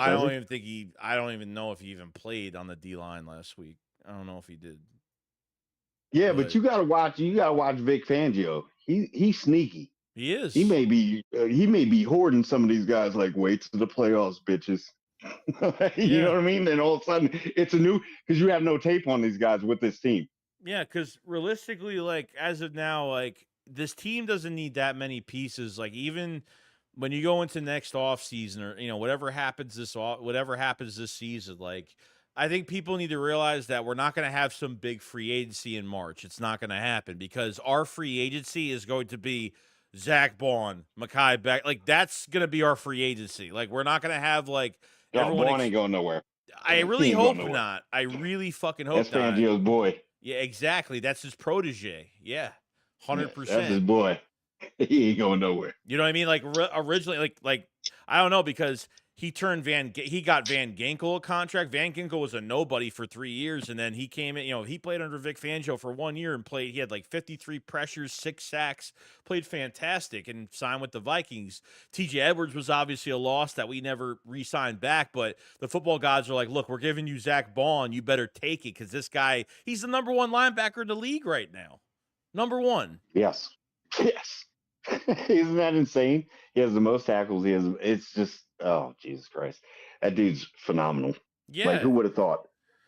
You have to, yeah. I mean, you have to. Howie's good with cap. He needs to create space, but he needs to be smart with, obviously. I think Zach Bond is a ASAP signing. I think Mekhi Becton has to be signed. I realistically, like, there's 2 things that could happen. Either they want to keep Mekhi Becton for the future at right guard, or do they want to move him to right tackle in a couple years after Lane Johnson retires, and then maybe keep him at guard. All right, yeah. I mean, look, we were trying to find Jason Kelce's replacement for how many years? Dickerson was supposed to be the next. I mean, he played the right side, then went to the left side, and then boom, that was it with that. You know what I mean? So every time, Becton, I hardly doubt he's going to be picky and say, I'm going to go after the money. And he can't afford to go to another team. Like, he better be smart. Like, Mekhi Becton better be, after what he went through with the New York Jets, he better be really smart. Yeah, you a 1st-round pick, man. You're getting your second chance. And I think he knows that too. He's like, yeah, I'm not taking a hometown discount, but we can manage. Yeah, like, I don't, after like 1 year, like, if an offensive lineman plays good after 1 year, how much do they actually get paid? I honestly don't know what the numbers would actually look like. I don't think he'd be the top, paid right guard in the league, but he definitely will get some compensation back. Yeah, the funny thing is, when you actually look at it, he's actually, let's say he does a new contract, right? He's still going to get paid more than the MVP. Barkley Yeah. because he's lying. Isn't that insane? Yeah. Somebody that's carrying a team. This guy. No, don't get me wrong. Becton is the biggest guard I've ever seen in my life. Yeah, he's like six. It's Was he not six? supposed to work. Was he 6'7"? Like, I don't know. He's like 6'7", like 365 pounds. I mean, it's fucking insane. He's too That big. is not how a guard's supposed He's to be. too big. No, he's too big for guard. He's way too big for guard. But I don't know. Like it fucking works. I don't know. Barkley. I mean, the only other running backs that are getting paid higher than Barkley right now, I think CMC is getting paid $19 a year. I think he's getting paid a lot of money. Where he at? No, he's with San Francisco. No, I'm saying where's he at? 19. Is he playing? Oh no, he's out for the year. He's out for the year now. Exactly. Okay. Guess who's playing right now? Saquon Barkley, the best running back to ever live. Yep. Yeah, like he was just CMC was out for a lot of weeks, and then he finally came back bad, for a Joe. couple I'm games. sarcastic. No, I was confused for a second. I'm super sarcastic. My bad. And I'm probably eating up all this time. I apologize, y'all. Yeah, I'm pretty much done. Yeah, I've already been over 2.5 hours, so I'm pretty much done the rest of the way now. So, I mean, we can keep going, bro. He's like, yeah. Yeah, no, it's yeah. So I think I forgot who. I thought someone else got paid more. Fucking. Oh, what's his face Derek? on? No, what's his face on Houston? Oh, friggin'! Oh, Jesus Christ! I just had it in my head too. He got paid more money. I think he got paid more, if I'm not mistaken. Yeah, because he's not the highest paid running back. No, he's not. He's second highest, I think. Saquon is third highest paid, I think. I don't think he's highest paid. Damn, he's definitely not highest paid. Because Barkley makes $12 million a year. I don't know. Yeah. DeAndre Swift. I don't know what the fuck happened with that. Like he signed like wasn't that only like 1 million or 2 million difference or something? Something's retarded. It was like, 8. Yeah. So we're talking about Joe. Yeah, someone said Joe. Easy says Joe Mixon. Yeah, Mixon. He got paid a little bit. I don't more. know. Mixon is pretty good. No, he is good. I'm honestly. I mean, is he good? Is he good at everything? No, but is he good? Yeah. I don't think he can't catch for shit, to be honest with you. But you know who can? Saquon. You know who can do it all? Saquon. I know. It's insane. Put Saquon on defense. Put him at safety. If you run out and put Saquon at safety, I bet you can do it. I bet you gets at least 2 interceptions this year. Yeah. Burglar King says Barkley only makes 12. Yeah, it's 12 million a year. That's it. That's absolutely terrible. That's all he makes. That's the money. 12 million. I think that's the money he wanted. I don't know what happened in New York because there was like they offered him that contract. He didn't take it. I don't know what the fuck happened. There was like a couple times. You know what happened to New York? Their GM. After if he breaks the single season rushing record, if I was what's his name, Mara or whatever? Who, the owner or the GM? Yeah, no, the owner. John Mara, yeah. Yeah. I would walk into that office and be like, get the fuck out. He'd be like, what? Leave all your shit here because we all own it now. Get the fuck out. Well, he must be sick. He's got to, like, he just seeing him, what he's doing, he's probably sick to his fucking stomach. It wouldn't shock me. I mean, but at the end of the day, you got to look at it like this, even with the Giants, because, like, it's like even them keeping Saquon, what was it going to do realistically? It set him back another season, another wasted year with no talent. Probably get hurt. Yeah. I mean, they got what's his face at wide receiver. I mean, I think he's gonna be pretty good. Neighbors, but yeah. Neighbors is good. But I mean, they have, it wouldn't have done them any good. That's what Joe Shane said, the GM. He's like, oh, why pay pay a running back with a $12 million back or whatever that fucking shit that he said. Like, you don't pay a quarterback and match him up, but you want to get, sign Devin Singletary. Like, that's fine. If that's how you think. That's fine. We'll take him. Thank you. Yeah, thank you. I want to go give a handshake to all the upper echelon of the Giants organization. Blake, I thank you for the things that you did for our organization, not your own. Yeah. I didn't think the Eagles would have any balls. I remember me and 500 were talking about it. We're like, what would be like the big like Saquon coming to Philly? Like that would be like the thing like that. That's would be a sneaky move Howie would make. Oh yeah, I love Howie, dude. Love You him. know, and everyone thought it was fucking crazy it would happen. And then like, sitting in a live stream one day and we were just like Saquon in talks. It's between Houston and the Eagles. I'm like, no fucking this shit ain't happening. There's no fucking way this is happening, I but remember seeing it. I was like, "You got to be kidding me! Howie done it again." That's yeah. funny. I had to like double take, like, "Oh, is somebody trolling?" Like, "Oh But shit." that's what I'm saying though. Like, I know Howie would never draft a running back top 10 ever. He would never draft a running back in the first round, period. We all know this, but um, I think he broke one of his philosophies that he never paid running backs. He never fucking did. He'd always get these protege fucking like these guys that are just fill-ins for the backfield and be successful behind this offensive line. Now doing that, look what happens. Zach Bond, they'll never draft a linebacker early, but Zach Bond is not, he's not 23 years old, but there's enough. He's like what, 27, 28. I think he's 27. I forgot. You could sign him to 3 years. You could have him for 3-4 years. I mean, he'll probably, the way he's playing, he probably play well into his fucking 30s. No, Wouldn't that's what I'm shock saying. What me. was his name from the Bills? Fred something. The running back from the Bills that was older, and they re-signed him when he was it was before Josh Allen got there. But what was his name? Fred something. Running Because back? he was like a dual threat too. Yeah, I it could be forgot. like the same thing because he was a little bit older, I'm and he trying was to still remember. having like the best 2 seasons of his career at the end. So I don't even think we have to worry about Saquon. You want to know why?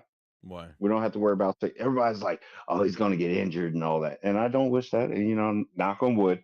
But it's like, hey, when you're running through a hole that's the size of a friggin' highway, and all the cars are going in the opposite direction, and you got that whole highway clear, yeah, that's what a Barkley sees. And you can see that he hesitates sometimes, like, is this for real? Like when he Yeah. stutter steps, I'm like, no, you good. And Malai's like, no, come here, man. I'll walk you. Just come over here. You go that way. We're good.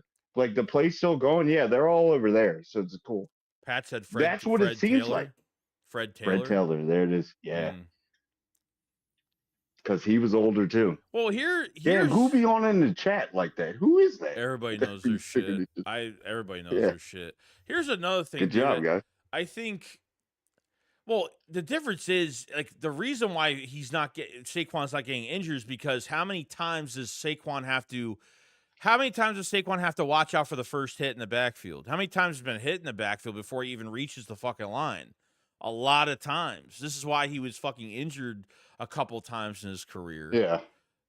Because he has to worry about that first hit. Now, like with this line, he's never tackled in the backfield. Like it's that second level, it's fucking over. Like anything. I mean, throwing even the Cowboys game when they threw that dump pass to him and he went from the 10 to the fucking 1 yard. I mean, it's just crazy, dude, why they don't use more of that. I think he scored on that play though, but okay. But okay. They're like, well, he's already going to break the rushing record. We can't let him break the touchdown record too. Like, oh, okay. I mean, yeah, realistically, like I think like 13 touchdowns have been robbed from Saquon because he's been hitting him on the 1 yard line. I think he's been robbed like 13 times because of the tush push or the push tush. And he Whatever. and did you yeah, I don't like that term, whatever. But or the fucking brotherly shove or the fucking I like the brotherly shove. I think that's doper. I don't know. But you can see even then when they're like, oh, we could give it, but we're gonna do the little, Jalen Hurts going to go in and he's just sitting there. All right, I'll help push. That's a teammate. Because did you hear when he was talking about it, was like, run it again. We running that again. Yeah. We run it again. He was like, we got this and push. That's a teammate. And even AJ Brown, Arthur, was over there pushing too. So it's funny because they know. It's funny because Saquon, like it was only a few games in. It was only a few games in, pretty much. He said that during the the Giants game, and it's just funny because like he was on the other side of that shit, probably thinking that play was a bunch of bullshit, and then like he just, like having a voice like that, like only having a few weeks with the team, and like even like from the Panthers, even from the last game, he was like, Hurts was like, "I'm sorry, I couldn't get that to you," or something because they had to run the fucking brotherly shove. He's like, "No, as long as we fucking win, I don't care. I just want to win. I don't care how we fucking score, but let's just score," So that's I didn't realize like, until we saw a lot of these videos of like Barkley's talking to everybody on the side. Like he is really involved. Like he's very involved. He's not quiet. He's fucking all over the place. I mean, oh yeah. He talks to defense too, which I like too. Yeah. He'll be over there talking to defense because everybody thinks they still the same team, man. So yeah, dude, it's been to have a back like this has been it's been insane. I mean, it's been like I don't know. I think you lose 4 games without him. It's fucking true. I think if you don't have him in 4 of these games that you've played, I don't think you win. And everybody always harps on him like, yeah, we would have been we would only had 1 loss if he dropped a pass, bro. God. But then this dude did a Matrix friggin' move over top of a person and made you believe again. Kelly Green. Yeah, he did that in Kelly Green. It will be there forever in Kelly Green. We didn't play our all the big plays always happen. All the crazy plays happen in Kelly Green. I don't know why, but it's just we crazy. Can't lose in Kelly Green. Can we go back to it? Let's go back. I know. I don't mind going back to that full time, no doubt. And make this one the Midnight Green the alternate.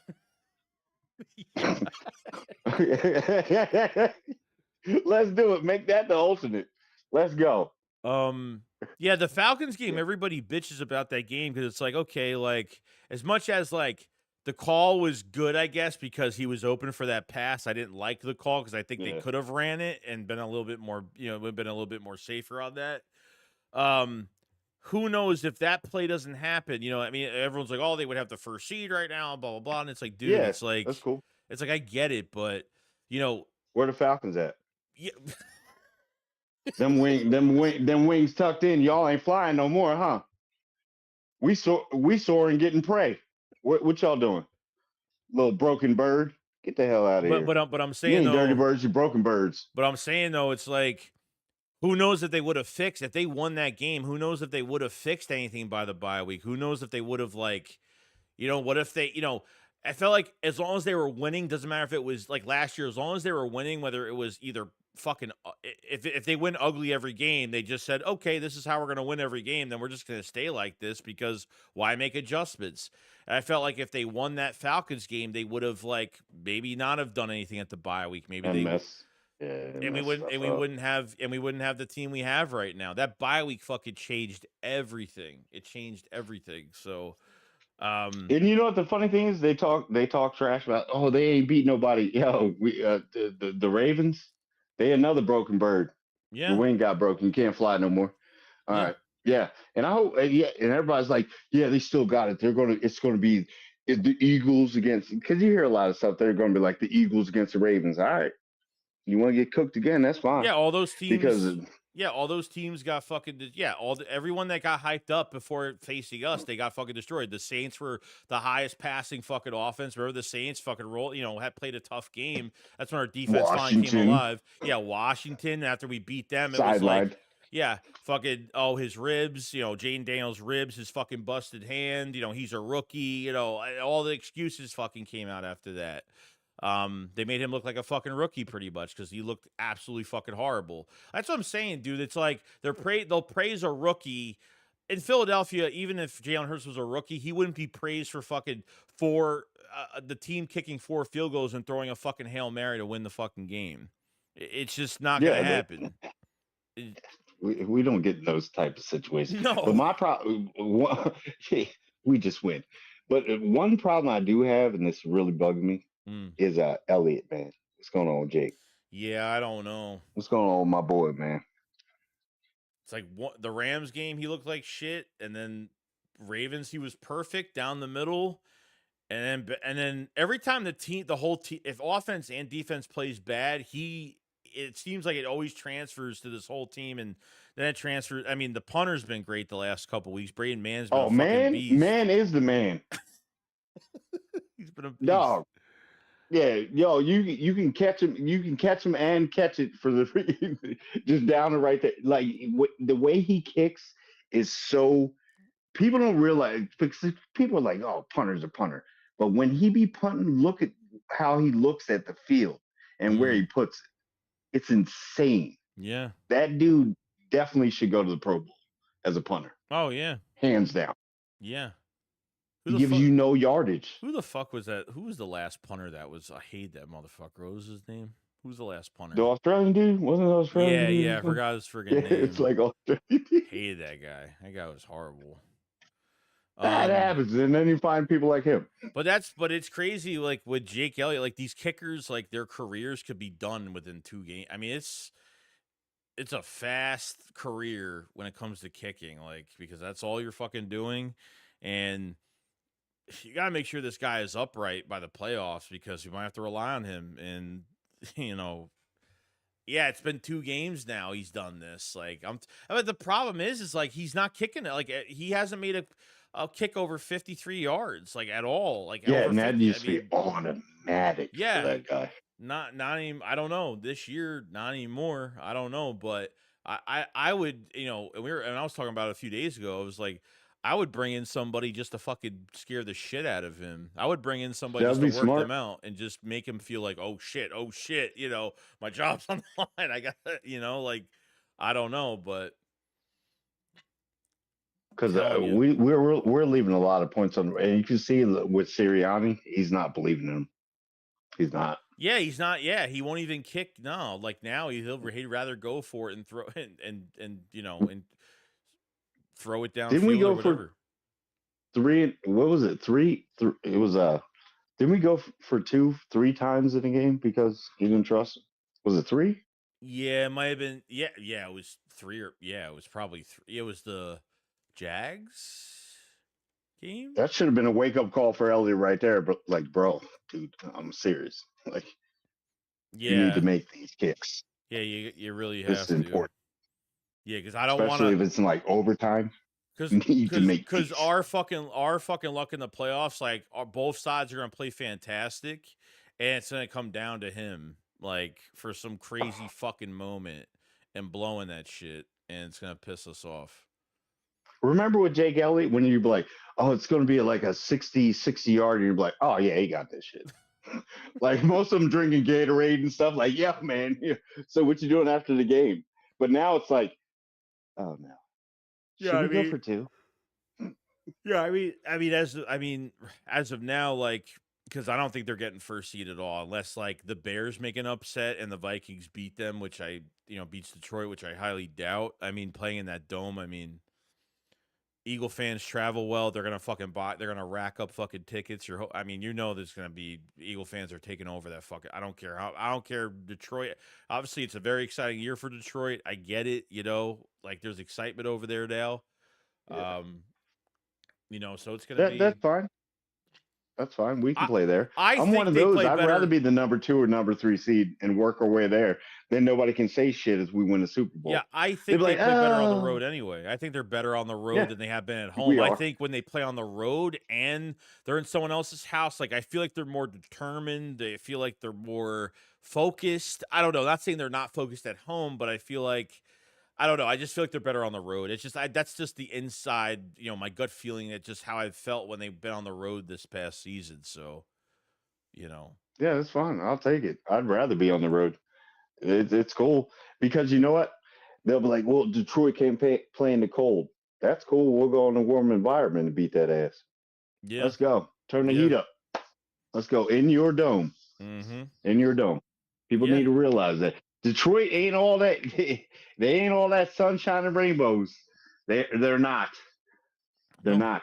I don't even think they're that good, to be honest with you. They haven't faced us, and they haven't faced us yet. Like they haven't faced our defense yet. So I really want to see what they look like against us. I really do, because I mean they've almost choked a few times this season, and like they're not all dangerous as everyone is out to believe that they're fucking dangerous. It's just I don't. Like all these top teams, all these teams have made fucking mistakes. You know, the Bills haven't been fucking perfect. KC definitely hasn't been fucking perfect. They've been fucking handed more than perfect. You know, and the Eagles have made their mistakes, and Detroit has made have played plenty of bad games down to low team, teams that are way bad in record, way bad in statistics, and they played down to the competition as much as we have a few times. So they're not fucking untouchable, but they have the reputation this year now of running up the score, dirty fucking hits. So they're under Dan Campbell, they're gonna that's a physical fucking team. They're gonna play really hard, and the Eagles have got to match that. And that's where I feel like when they went to that Ravens game, when Nick Sirianni was like, we're not matching their physicality, they have to match our physicality. And they went in and they came to Philadelphia, and we fucking, oh yeah. I mean, sorry, we went over there, and oh yeah, we showed that we had more we beat them, physically and fucking mentally over there. I mean, physically, we were great. Fantastic. I love it too. And people seem to forget that game too. A lot of They're people like, oh, they're doing so bad. Did you see that game though?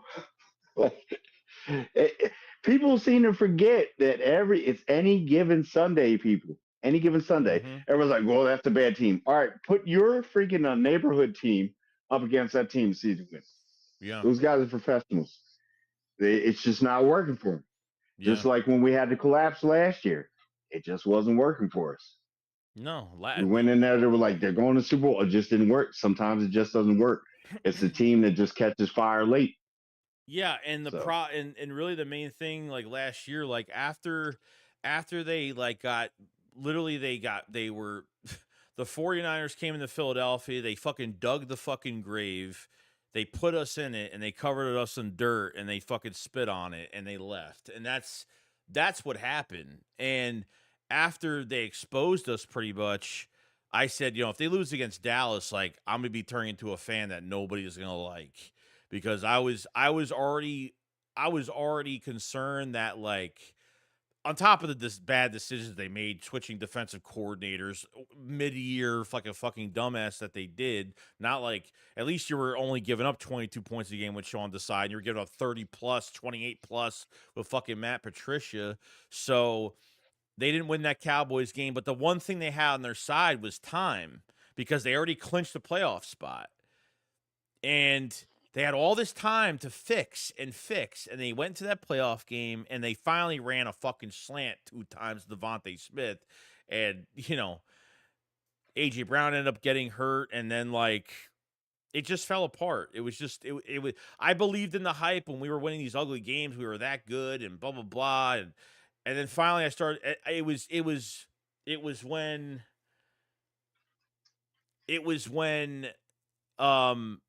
Dave Spadaro was taking Eagles questions online on Twitter, and a fan asked him, was like, what's the percentage of Nick Sirianni, like, taking control? Like, how much control does he have, in this offensive game plan? Or, like, does he, and he was like, oh, 100%. It's his game plan, and fucking, Brian Johnson carries it out. And after that, I was like, what? I was like, are you fucking serious right now? Like, he's back to his old. Is that why we're winning this far this season, because of talent, and like not be like, we could actually be playing better right now? Like, what the fuck is going on?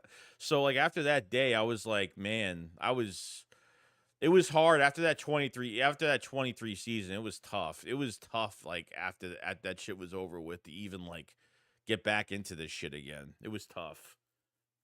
That was. I think that Nick Sirianni is like a Rubik's cube, man. You just got to figure him out, and then you got to. I think he speaks to his players in a different way. We see it from the media and as fans, but we don't see it from the players. He could be the coolest dude, because obviously they play for that dude. Oh yeah, I mean, I'm not the biggest fan of him, but as long as the players like give a shit about him and they actually want to play for him, then I'm fine with it. You know what I mean? I don't care. I just don't want them to lose the locker room, or guys behind the scenes are like, yo, is this guy a fucking clown? Is he a joke? Like, or they think he's like corny at times, or they actually believe in him and what he says. And then that's fine. Because we only see when the cameras are in that dude's face. We don't see the personal conversation with the No. motherfucker. Because it's like one of those you don't have to have all that pizzazz. Look at Belichick. How inviting was Belichick during a press conference? How inviting was it? He was like, next question. Horrible. But then all the players loved him, and then we say Sirianni's crazy, and then we hear things about like, yeah, we had a personal talk. Yeah, it's all good. We don't know what's going on. That may be his way of coping. That's maybe the only way he knows to deal with the media is just go super crazy. Yeah. I don't know if that makes any sense because it's Sirianni, so I don't think anything makes sense to that guy. But hey, obviously it's working. Yeah, it's working. Yeah. Dude's a winner. Right. He's a winner. He is a winner. Mm-hmm. But yeah, I agree. I totally agree. So, we'll see what happens on Sunday. Should be a good game. I think Barkley will have a big fucking day. I think I might watch the first quarter. I don't know. No, look. There's you got the second quarter, third quarter, fourth quarter, and possible overtime. Right. With the Eagles. First quarter, I got stuff I got to do. I got to pick up the kids. I got to, Yeah, I get you. Like maybe go out to breakfast. Like by the time I get home, the game will be starting. Like, holy shit, it's the start. It's cool. Yo. Yeah. Oh, they just scored 7 points in the first minute of the second quarter. We could do that. Damn. Yeah. The first quarter. I get it.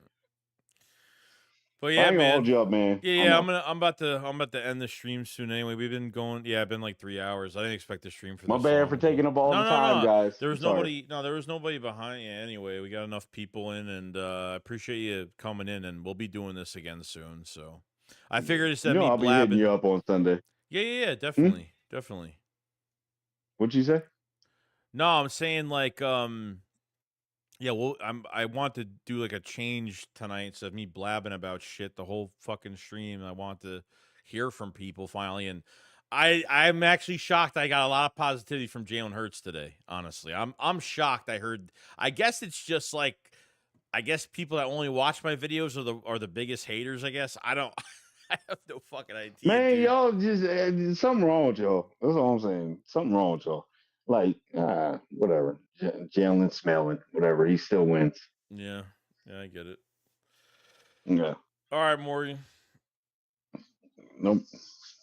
It was good talking to you, man. Yeah, you too, man. The first time, so yeah. Tell Philly I said what's up. Dallas still sinks. I will. All right, man. Thanks, man. All right, man. All right. I'll let you. All right, babe. Peace. That was great. So we've been streaming for 3 hours. Holy shit. So I hope you guys enjoyed the call-ins today. I'm actually shocked. I'm always afraid to do these, but I'm actually glad it went really well. Nice to have conversations with people, just other Eagle fans, people that I don't normally talk to. It's nice to kind of have that a little bit. But before we go, if you guys have it, the holiday season is upon us as of right now. If you guys haven't checked out the Philly Shakedown podcast merch, really good quality stuff, guys. Trust me, we had come out with a lot of merch between hoodies, t-shirts, women's t-shirts, youth t-shirts, crew neck sweatshirts, all of that great stuff. So definitely check out. We got some DB Cooper stuff. We got a bunch of stuff in there. You will have everything shipped before Christmas. As soon as he gets the order, he'll be shipping stuff out. And if you guys haven't checked out the big sale for the Shakedown, you buy 2, you get 10% off. Buy 3, get 15% off. You buy 4 pieces of merch and get 20% off. You're buying 4 for the price of 3, which is great. And if you spend $150 or more, you get free shipping with your order. So definitely check that out. I'll put the link in the live chat for you guys for the Philly Shakedown merch. Any questions, just email me, if anything. All right. And that's it. All right. I hope everybody enjoyed. Thank you guys so much. This chat's not working. For some reason, this chat is my chat thing is. Oh, there it is. There it is. Okay, now it's working. It's being kind of crazy. Yeah, I think it's all fucked up. All right. Well, you guys have a fantastic day. Appreciate everybody joining the stream tonight. We'll do another call in. I think we'll start doing these a little bit more maybe. I was just uncomfortable to do it because I don't trust people, like people ruining the stream for everybody and like saying like, you know, don't, you know, I didn't want to put people on video. I'd rather do I could see them on video if they show themselves from the other screen, but you can't see them. I can see them, but yeah, I mean, I think we're feeling pretty good. So we'll have the shakedown tomorrow night, Saturday night, and then we'll have obviously the play-by-play on Sunday, shakedown post game, all of that great stuff, and yeah, we'll be ready to go. We'll be ready to go. So I feel really good. I mean, I think this is you know, we'll see how it goes. I think they're climbing in the right direction. They got to get themselves back on the tracks, and between the win, you know, the close win last week, and obviously all the bullshit drama that came with it this past week, it's been kind of crazy.